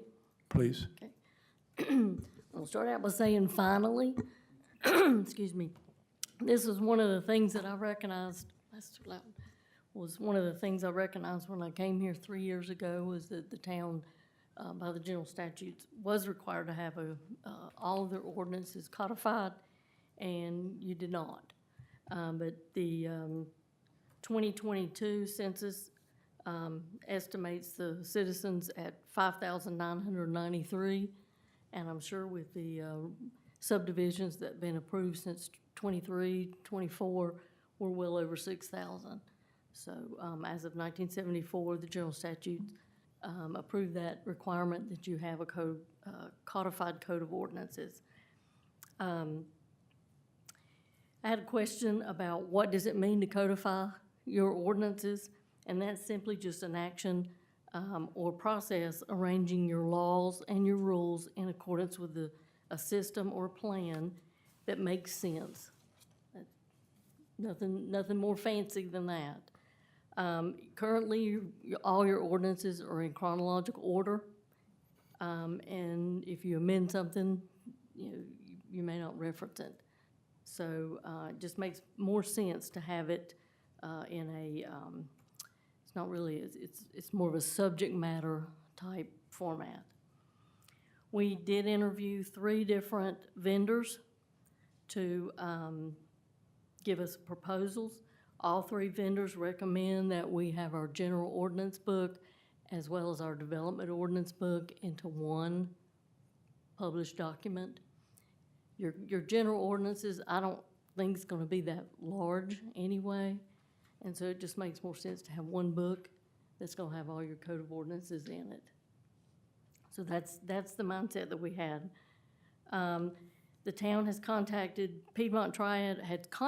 with Piedmont Triad Regional Council of Governments to review their development ordinance. That's ongoing. You did that recently a couple months ago. We will make our vendor known, whoever you select tonight or next month, whenever you select, we will let them know that that is in the process so that that portion of the code book will not be updated until after that recommendation has come down. So we won't be paying for it twice. In your packet, the memo that the mayor referred to, we have 3 proposals. All three companies are very reputable companies. Encode Plus is a relatively new vendor. They host Guilford County's Code of Ordinances and have for a couple of years. Municipal Code, Civic Plus is who currently hosts the town's development ordinance. Municipal Code's been around for many, many, many years. And the third vendor we've talked with is American Legal, and they partner with the North Carolina League of Municipalities. You heard earlier from Ms. Sessoms that the league is very reputable, and I've said that since day one too. So they are partnering with the league on their processes. I'll go through each one briefly. Feel free to stop me anytime, and I'll be glad to explain if I can. But if I don't know the answer, I'll get it for you. We compared the three proposals based on the initial build cost, adding supplements each year or as you adopt ordinances annually or more often if necessary. We looked at the searchability of the online version and the user-friendliness of it so that council, staff, residents, or anyone else can find what they're looking for at any given time. We recommend paper copies. I know I'm old school and I like paper copies, but we do recommend paper copies because electronics do fail us from time to time. All the proposals did include a number of paper copies. One for the use here in Town Hall, should they need it.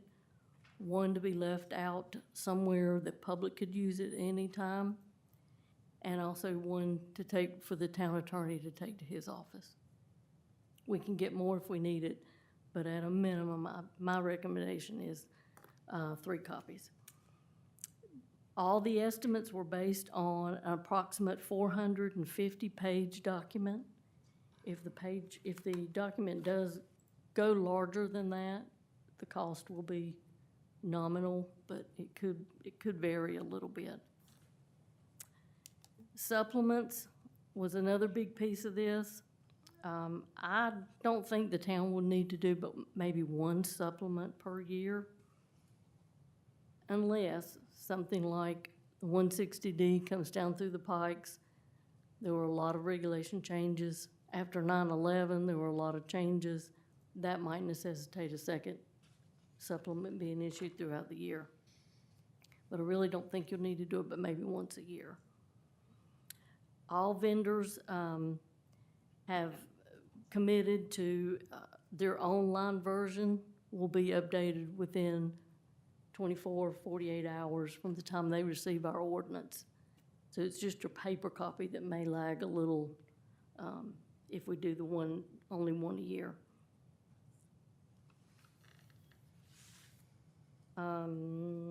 Let's see, all vendors will provide basic hosting online, and the cost will vary depending on enhancements, maps, etc. And what that means is if we want to get fancier, we can have a lot of linking to maps in Guilford County, other parts of the state, cross-referencing ordinances from all across the state.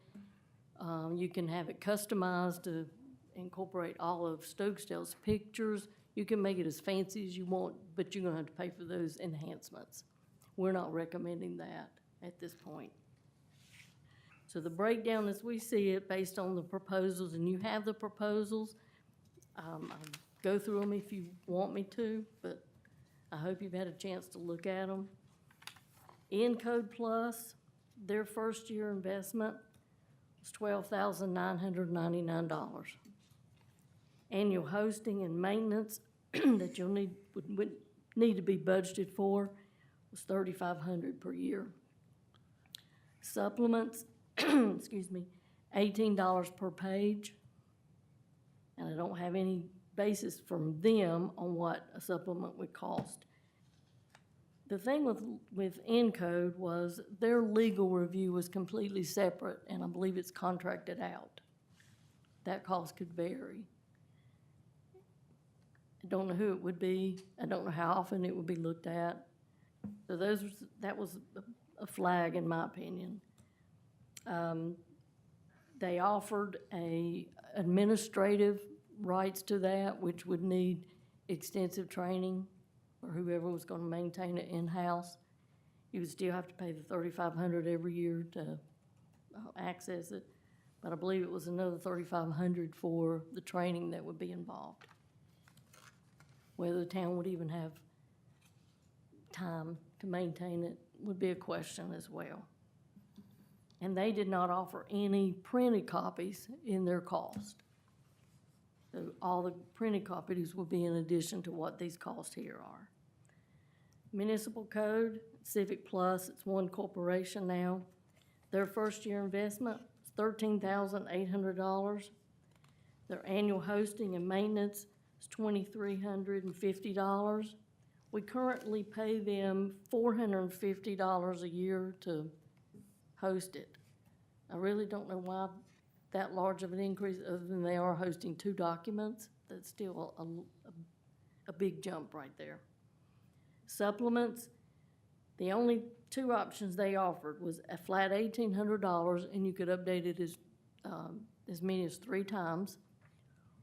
If you go over that, it's an additional $1,800, and then it jumps to unlimited. I don't think we need $1,800 anyway. I did look back through some of the old invoices, and I found that the town of Stokesdale paid $343 for the last supplement in 2019, and it was a 16-page supplement.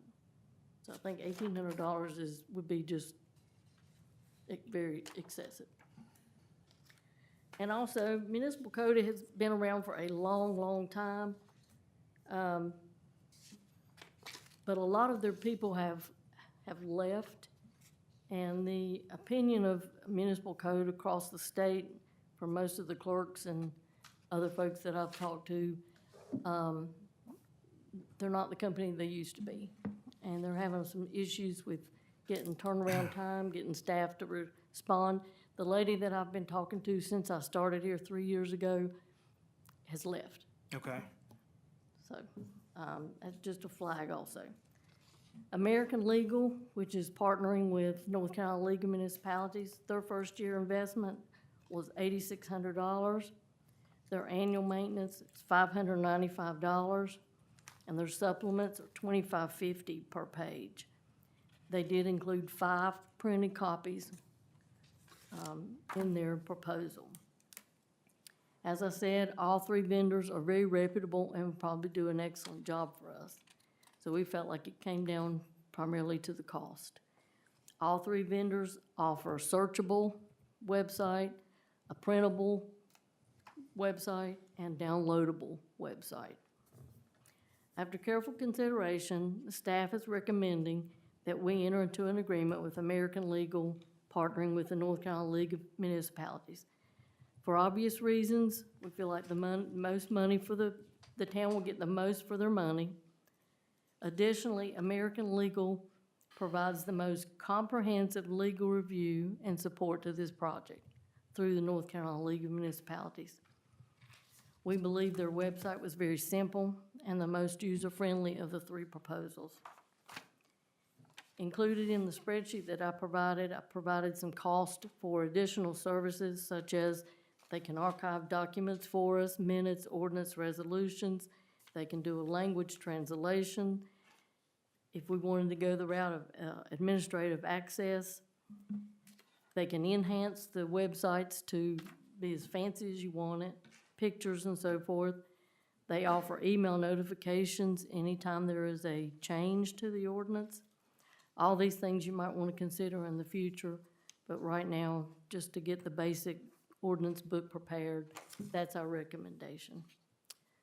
So, glad to answer any questions. If I don't know, I'll get the answer for you. Ms. Martin, do you have any idea how many of these companies are operating in North Carolina? Is it these 3 mainly, or is it All 3. 15 of them, or? Robbie mentioned one that I've never heard of today. These are the only 3 that I've ever heard of. And honestly, I'd never heard of Encode until Justin Snyder mentioned them. Well, this But being- municipal code's been around for many, many, many, many years, and so has American Legal. They've been very active in our clerks association. They attend all of our conferences. They support us in every endeavor.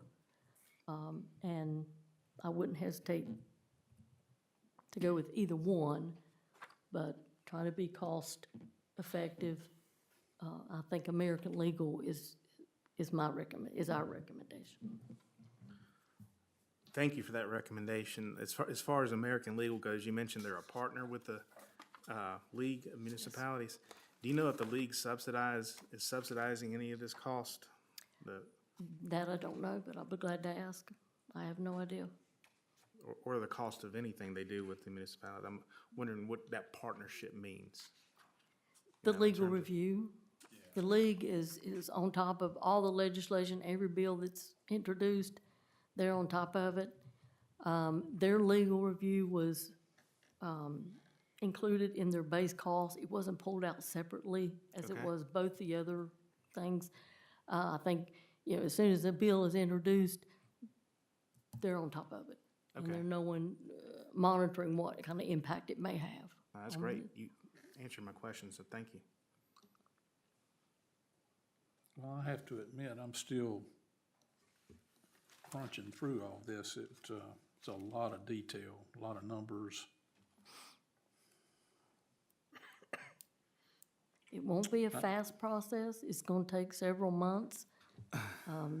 So let's walk through that, because we're also, we're working with the PTRC, and they're making some recommendations to us by, my understanding is by October 31st, regarding our current ordinances.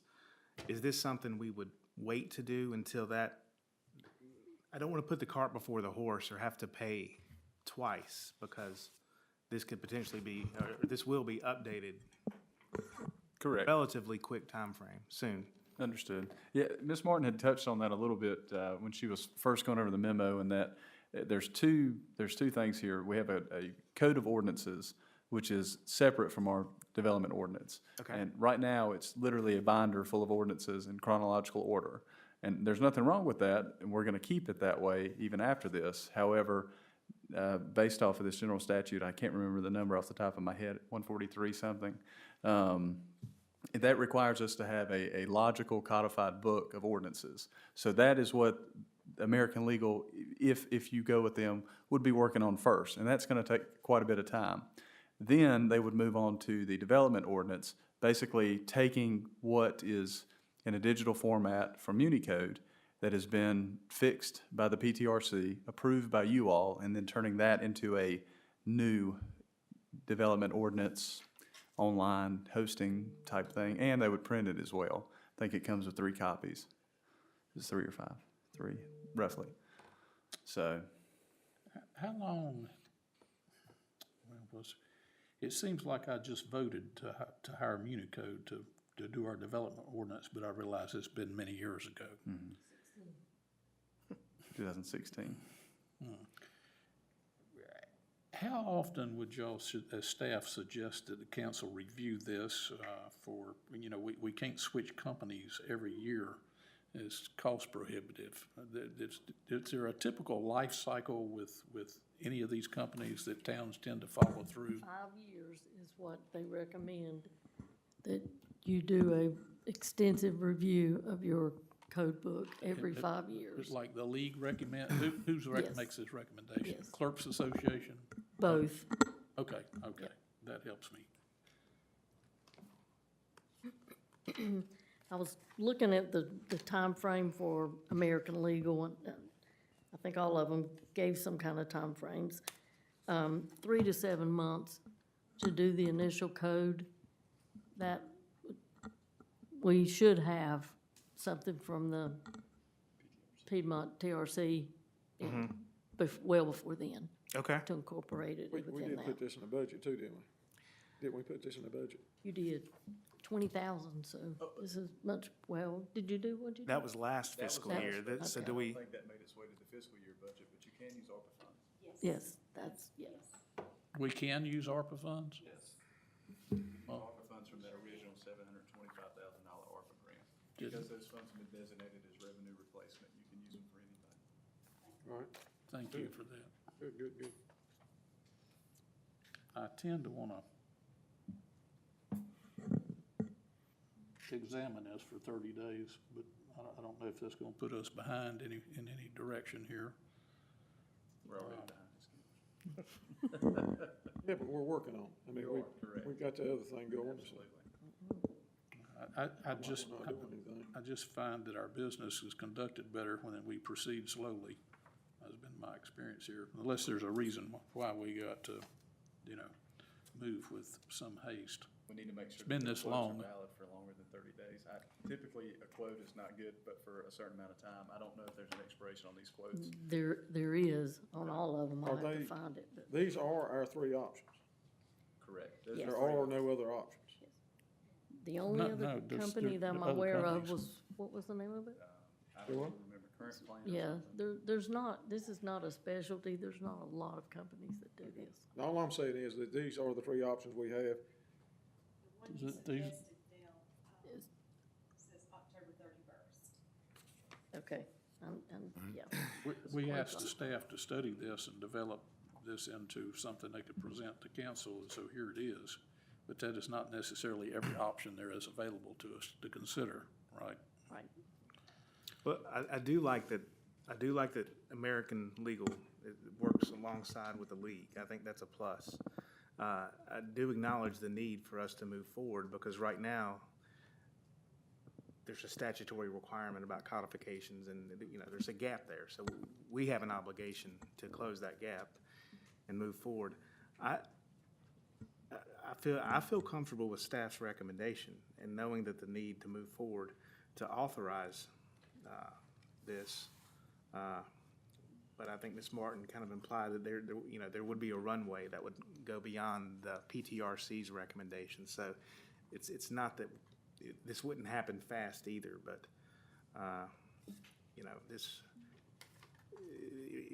this is not a nice to do. This is an obligation that we have to do. So I think I understand. I tend to agree with Mr. Foy. I think we put a lot of faith in the staff, and there's no one in this room any more experienced than Ms. Martin. And with American League, working with the league, and we're already partnering with the league on so many other issues, I would be remiss not to go with that recommendation and move forward tonight. I'll be glad, if you have any questions whatsoever, and both the municipal code representative, the one that I dealt with for years in my previous life, is one of those that has left the company, no longer there. However, the one with American Legal is still there. He's still gonna be there probably, what did he say, another 6 or 7 years. maybe. Well thought of, well respected among the clerks. And I think will do a phenomenal job for us. It also occurs to me, I don't know how important it could become, but using something separate from whatever Guilford County is using might help to delineate us from, or might help alleviate any possible confusion over something like the case we were just talking about, for example. How the county does it versus how Stokesdale does it. That occurs to me. I would imagine the county would like to see us on the same platform, but this is not the path we're going on, which is just fine with me. Well, but again, that would keep us separated from what the county's using. It would be obvious to the reader, hopefully, that they were looking at two different things. Yeah. To avoid some situation where our ordinance would be confused with Guilford County and vice versa. We're saying the same thing here, so We are. I agree, absolutely.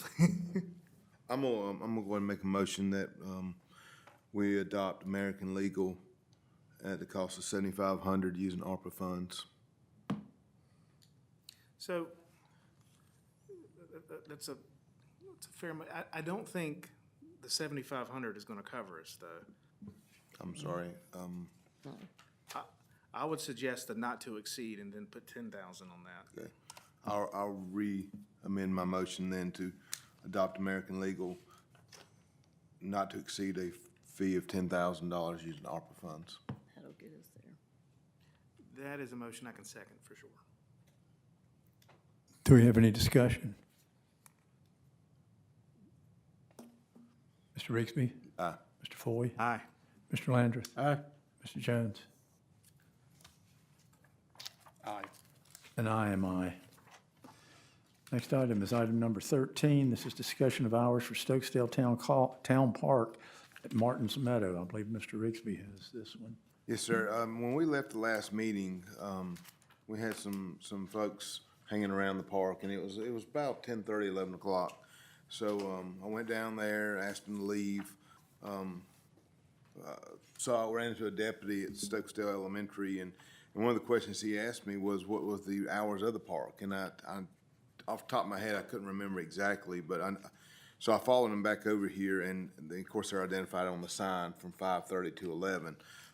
I believe that 5:30 to 11 is just too long, especially in the wintertime, when it gets dark around 6 o'clock, you've got 6 to 11, that nobody should be in the park unless they have a viable reason. And I don't think a lot of soccer or anything can be played in the wintertime in the park, even if we have lights, because it's usually not a winter sport. I just would like to make a recommendation to, and I had Robbie check with Oak Ridge, and their current hours are dusk to dawn. And so I'd like to make an amendment to our park hours to dusk to dawn, and with the understanding that there are going to be times when people would be in the park after dusk. However, they have a legitimate reason to be in the park. We're not going to be concerned about that. This is more to protect our ability to ask someone to leave the park when they shouldn't be here. They have no viable reason. And if we have to ask a deputy to remove them, then we have our hours that we can stand on as far as, why we need them removed, and because the park would be closed based on our hours. So, but again, it would not prohibit someone from using the park for legitimate reasons, such as a ball field or something, once we put lights in. So what is your recommendation for hours? Dusk to dawn. Okay. I like where your head's at, and I'm glad this came up. I'm sorry, I meant Excuse me. dawn to dusk. Okay, thank you. Yeah.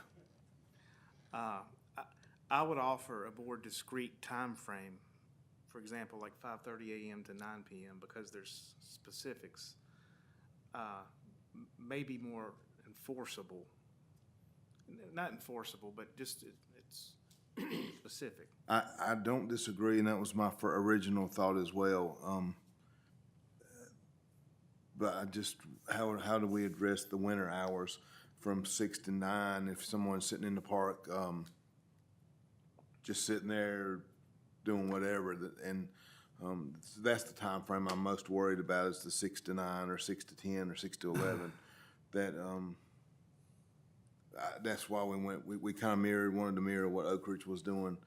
And again, it's not going to prohibit somebody from using the park, but it's, if we have to have a situation where we have to get a deputy here and ask someone to leave, then we can stand on, well, it's dark, it's past the hours, we would like them to leave.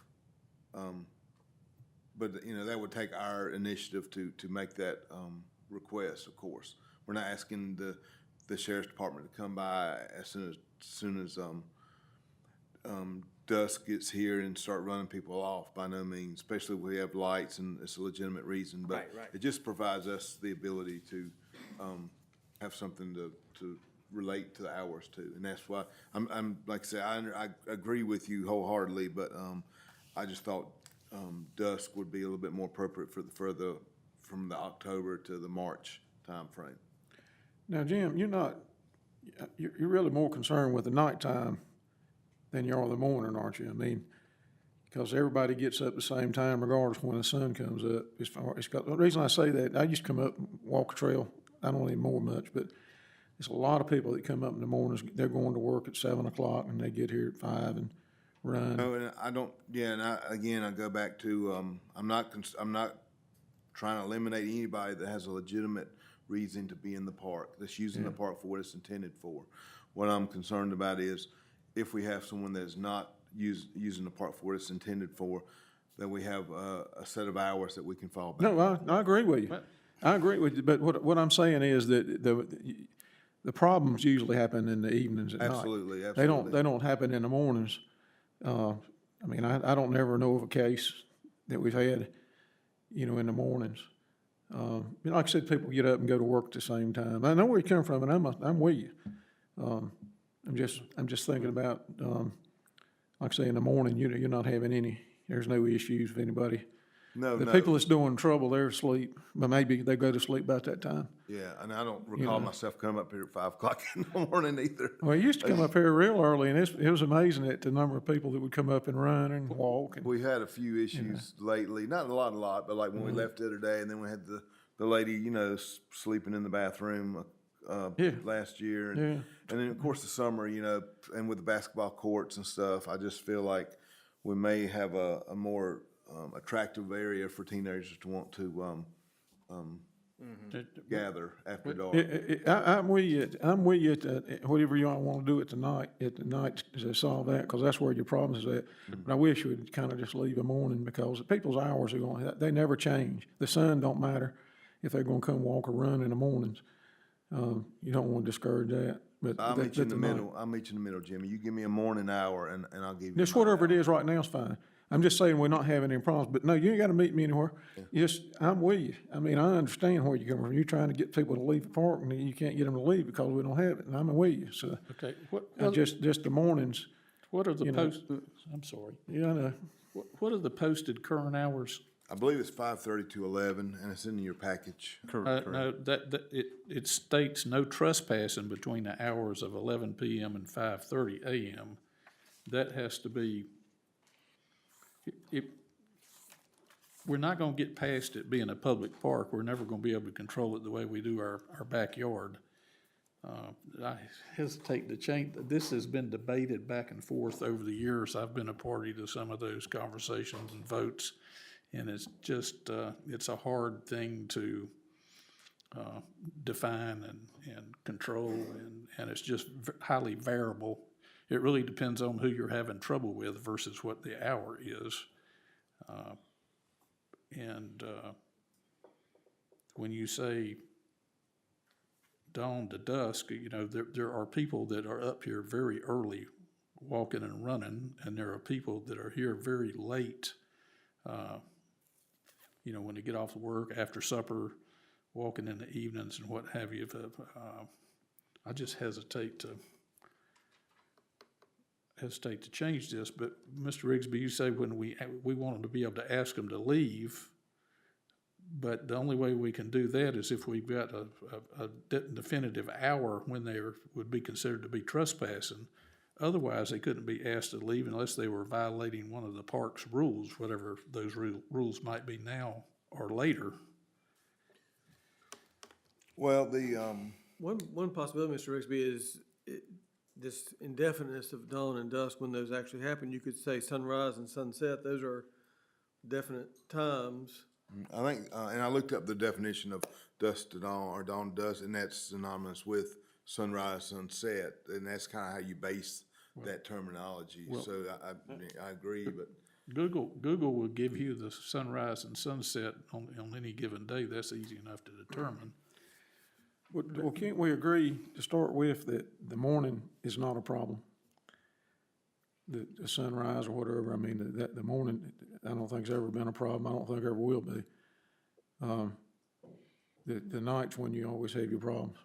yeah, and I agree. And let's just looking at the current posting. Let's say we go out here at 10:45 p.m. and there's a couple teenagers sitting out there in their trucks or whatever, and they're not using the facilities. They're not running. They're not jogging. They're not, whatever.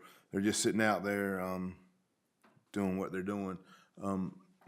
That's not what the intent of the park was designed for. And I think Mr. Winfrey could give us a little bit more legal clarification. But I think regardless if it's in the prohibited activities, if they're not using the park for what it's intended for, we still have as even though it's public, we still have some discretion over asking them to leave if we feel like they would be outside the bounds of the What intent. about loitering? I mean, if you were hanging out in the parking lot, wouldn't it be loitering? I mean, if you was walking the track, it'd be one thing, but if you're just out hanging around, having a drink or whatever, smoke, Gone up to the that would- 420 store and got them some gummies. well, or I'm not something. gonna be talking about them. But I'm just saying, could you, could something be worded like that to take care of that? It's a public park. People are free to do whatever they want to do so far as they don't violate any of the rules. I don't know how we could, in a sense, we don't care what they're doing so long as they're not violating the rules or breaking the law. I mean, they could be listening to music. Yeah, I mean, one person's loitering is somebody else's, Well, that- relaxation. Activity. Yeah, That's what I'm saying, yeah. Yeah, that's right. there's music going on, all right. And just so I've said it, we've, in the previous council I've served on, we've tried locking the gate at certain hours and opening the gate at certain hours. The trouble starts with that. The Guilford County Sheriff's Department can't patrol down there when the gate's closed. They can't ride through, so there's that problem. And then somebody has got to open and close the gate, which is an additional problem. I think when the town did do that, the cleaning service, the janitor was performing that function for the town of Stokesdale at that time, opening and closing the gate, but that could be a budget issue. But if we have somebody in the park, if we have a quote-unquote good citizen in the park, they're just as likely to report a problem.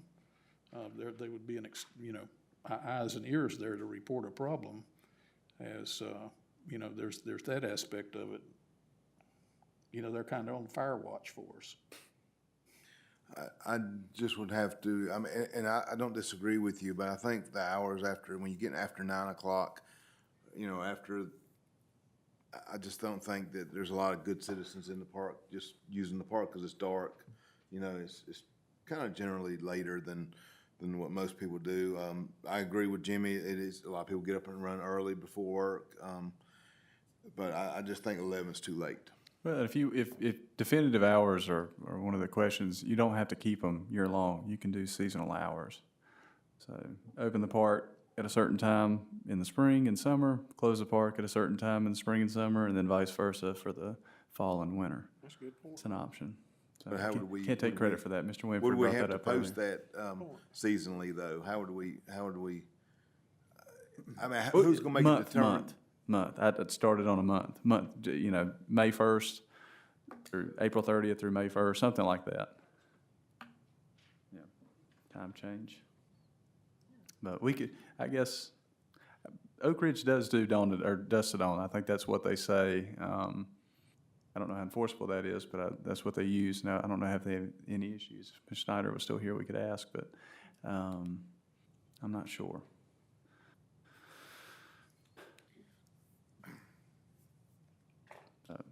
I think we should focus more on what a citizen might be doing in terms of the rules than necessarily their presence in the park. But I don't, people have kind of established a habit of playing pretty late, playing pickleball on our new pickleball court. I don't know how you keep them out. You gotta watch them pickleballs. Yeah, well, and we put those two nice lights up for them. I don't think we're worried about the people that are using it for legitimate purpose. We're just, I just don't think somebody needs to be down there till 10:30, 11 o'clock at night playing anything. That's just my feeling on it. If they can't get there before 10 or 11, maybe they need to wait till the next day. But I just don't think anybody needs to be there that late at night. And because what you're opening yourself up for, the whole park's not lit. So if we're encouraging people to come in here till 11 o'clock at night, we're also encouraging someone to come in here and possibly rob them when it's dark because they know nobody else is around. It's dark. I just think nothing good is going to happen out here from 9 to 11. And I think we're setting ourselves up for some liability there. We're not going to sit out here and police the people that are using the park for good intent, but I do think we need to have the ability to say the park's closed at a certain hour. You don't need to be here. we're gonna have some unhappy citizens if they get charged with trespassing here at, you know. Again, I don't think we're charging any 955 citizen, I don't think walking we're their charging dog. any citizens with trespassing. We're just, and if they're the good citizens, they would, respect the closure time and abide by it, but, The closure time determines whether they're a good citizen or not. We can't make that determination. If we close it at 9:55, then everybody's trespassing after 9:55 and need to be asked to leave. well, they may be, I don't know, but, Mr. Winfrey, but we have a lot of people that how don't need to be here either. how does anybody determine what's a good citizen and a bad citizen other than they're in the park after the closing time? Yeah, that's not up to the council to figure out who's good. I know, I don't want to do that. Yeah. I mean, I would just, you can set times, you can set seasonal times, you can set sunset to close. If you have a closing time, you also need to have an opening time, because otherwise they can show up at 12:01 and say, well, it's the next day, it's morning. Yeah. So, yeah, I think my suggestion would be some variation on an hour before sunrise or hour after sunset. Or some period of time before sunrise, some period of time after sunset to close. You know, y'all covered this one time. I guess you was on council then? Yeah, I believe you were, cause Darren was, Yeah. and, I remember I spoke, I was not on council. And, one of my things was that nobody did anything good after 11 o'clock, because I always told my kids to be in. I said, after 11 o'clock, nothing good happens. And it was a stated rule, you better be home at 11 o'clock. Because I'd said that, because what they were looking at was dusk to dawn, or dawn to dusk, whatever. And, at that time, we were doing a lot of walking, you know, up here. At night too, we'd be up here at flashlights and stuff, dodging foxes and things like that. That's what it kind of come to then, was whatever it is now, is what it ended up being, but I, you know. Well, Jimmy, I don't see any way we can make it as safe as your backyard. Well, End of the day, it's still gonna be a public park. You can make it safe just like my backyard. Well, you know, at the end of the day, it's still gonna be a public park. Yeah. Well, I think we're blessed not to have any more problems than we have at the moment. Well, I'm gonna move us forward, and we can either vote it up or down, but I'm gonna make a suggestion that we, change the park hours to 1 hour before sunrise to 1 hour before sunset. That'd be my motion. 1 hour after? 1 after, One hour after. 1 hour after sunset, I'm sorry. I even wrote it down right here so I wouldn't get dawn and dusk mixed up. So it didn't help me. All right, I'll second your motion. Any further discussion? Well, it's gonna be, if you left that thing at 5:30 or 5 o'clock, whatever time it is, I'd vote with you. But the morning, everybody gets up at the same time every morning, and those people aren't doing any harm here at the park. And, that's. All right, I'll make an amendment, Jimmy. I'll amend it to, I'll leave it at 5:30, so we'll amend it to 5:30 a.m. to 1 hour after sunset. All right, well, I'll go with you then. Derek, do you accept that amendment? I do. Any further discussion? Mr. Rigsby? Aye. Mr. Foy? Aye. Mr. Landrith? Aye. Mr. Jones? I'm nay. And I am aye. Consideration of information technology, scope of work, and service agreement. This is Mr. Rigsby also, item number 14. So, currently, we under contract with TCS to, handle our, cybersecurity, our, storage, and our, maintenance for our computer systems. They have proposed that we enter into an year extension of the contract with no additional increase in cost, no change in services. It would just be take us out of basically a month-to-month pay basis, which would be a little bit more expensive, and put us in a one-year contract, 12 months. And I think the reason we were in a 12-month before, if I'm not mistaken, is with the election coming up, it was the favor of the council that we did not want to enter into any contracts beyond 12 months. So that is why we went into a 12-month contract. I don't think there's been any complaints with their service. I think the staff's happy with them, and it would just extend their contract another 12 months, which would have been traditionally what we would have entered in anyway, the 24-month contract for the same cost. Staff, are y'all happy with them? Yes. Very. Yes, they, especially under this new agreement, when I first got here, we had TCS, and they're great, but they used to charge us per event. Now we're in this kind of all-encompassing contract where anytime we call them, if they can do it over the telephone or remotely on our computer, there's no additional cost. Now, if they have to come out on site, they will charge for that, but that's very rare. That's only if they're having to look at something in the room, actually, do something on the hardware or something like that. But the way that the contract is, and especially the fact that they can do so much for no additional cost, I think they do a great job, and they've been here longer than I have, and they have a lot of information on our system. So, No reason to change any of this. Do we have a motion? I'll make a motion that we enter into a 12-month contract from 8/1/2024 to 7/31/2025 with TCS for the monthly amount of $653. Is there a second? There is, second. Any further discussion? Mr. Rigsby? Aye. Mr. Foy? Aye. Mr. Landrith? Aye. Mr. Jones? I am aye. And I am also aye. Public comments. Would anyone like to address the council? Public comments? Good or bad?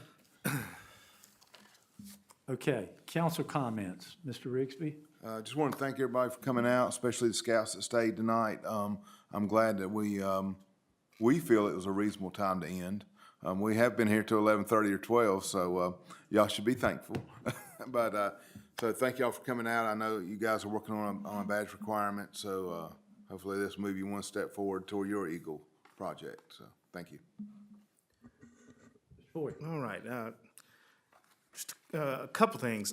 First, speaking from a personal experience serving on this town council, I can really pinpoint it, the last 3 years have been very rewarding for me personally. It's been a very positive experience in my life, and I credit these four guys up here that I'm with their collaboration, always open for good discussions, and allowing me to bend their ear. And I think collectively, we've been able to do some good things for this town. I realize that when you look at success and measuring success, that it's subjective in nature, and I also acknowledge that I'm biased. But but with that being said, I think there's some objective things you can look at, such as our financials and the deliverables in the park, and increasing the water capacity with Forsyth County. But all that to the side, we would not be there if this council did not work together and have those good discussions and collaborations. So I say that because I'll segue to what we discussed. Really, in the last two meetings, we discussed the possibility of an ABC store operating in the town of Stokesdale. And while it's true that I hold no objection to an ABC store operating in this town, I acknowledge that a couple of the guys here do, that I have a tremendous amount of respect for. They have strong feelings about it, and of course, they're not alone. There's other folks in our town that feel that way too. So, having that, being that I put such a high value on collaboration and good discussion and our relationship and what the value that can in turn deliver to the town, I'm gonna go continue to focus my efforts and energy on that, because there are some important things that lie ahead of us. And though I hold no objection to a liquor store or an ABC store operating in this town, I put a higher value on that to further pursue an ABC store with that in mind. I don't think the juice is worth the squeeze. So I'm glad that we've had the discussion we had the last 2 months, but it's not something that I'm going to be interested in for a while. Mr. Landrith? Well, I'd like to thank Derek for his comments. That means a whole lot. Council means a whole lot to me too. We do have a good council. And I could probably sit here and talk a long time about that, but I'll let that be. But I do appreciate it and appreciate all of you. Second, I would really like to thank the Boy Scouts and all your friends. I know a lot have left. The trail project, it means a whole lot to me. As I said earlier, I used to walk the creeks all up and down Stokesdale 60 years ago. I mean, well, I don't know, I might not have been doing it when I was 4, but I was pretty close. And y'all have created something there that a lot of these young men won't have because of all the buildings and things, and women, everybody. Everybody should be able to enjoy these trails, just most everybody. It's a good experience to have that. Just, you can get out of your car and go 30 or 40 feet, and there you are in the middle of nature. I hope it stays that way, and I'll always appreciate you guys for doing that. Third, planning board, you got 2 members here. Guys, I really appreciate what y'all do. Y'all do this, you don't get paid for it. Sometimes you're getting some sticky things, and it's 100%. I know that y'all are trying to do the right thing. There is no trying to do something for somebody or helping somebody else out. It's never been that up here on this planning board. Maybe sometimes you don't have the information. I was on it too. I served with Ronald on it, and I know nobody thinks that y'all trying to do anything, and it don't even show that way. You'll get that worked out the next meeting, hopefully, and it'll be whatever it is. But just remember, we appreciate, the town should appreciate it too. Like I say, you guys don't get a dime. You don't get no mileage. You don't get anything. And thank you again. And that goes for the rest of you. It's not here. Yeah, and when you include alternates, we have 4 folks. Oh yeah, Here tonight. Yeah, So yeah. thank you. Y'all are vital to the town. Mr. Jones? I'll run through my list of thank yous real quick as well. I sit there and think about these things. I'm happy to see the scouts here and appreciate those that have stayed to the end of this meeting. The business of government is not exciting sometimes, but it has to be taken care of. And I'd like to thank our staff and Mr. Winfrey. I want to be sure that we consider and give thanks for Yates Construction. They recently fixed a water main, or rather a water leak for us. It was basically in the middle of 68, and they got it done at such a time they avoided the peak hours, and it's a dangerous job out there in the middle of the road working, and there's so many things that could go wrong, and I'm just real happy that they're available to the town. They did a good job for us and got it taken care of. I would want to remind everybody to be sure that you're registered to vote, or encourage your neighbors and friends and relatives to vote, or register to vote rather. The November election is slipping up on us pretty fast. There will be early voting here in this very space. I don't have the dates in front of me, but that will be available to the citizens of Stokesdale right here. And I would like to remind everybody to be sure you take note of our U.S. Constitution posted on the back wall. We can grow that from where it's at to a larger display, and maybe some other documents in the building. I don't think our state and federal officials talk about our Constitution enough, and I think that's where the rubber meets the road. I'd also like to thank Mr. Foy for his understanding about the ABC store. In real estate, it's said that location is what's really important, what matters. Well, I think for a small town, our quality of life and quality of life is what matters.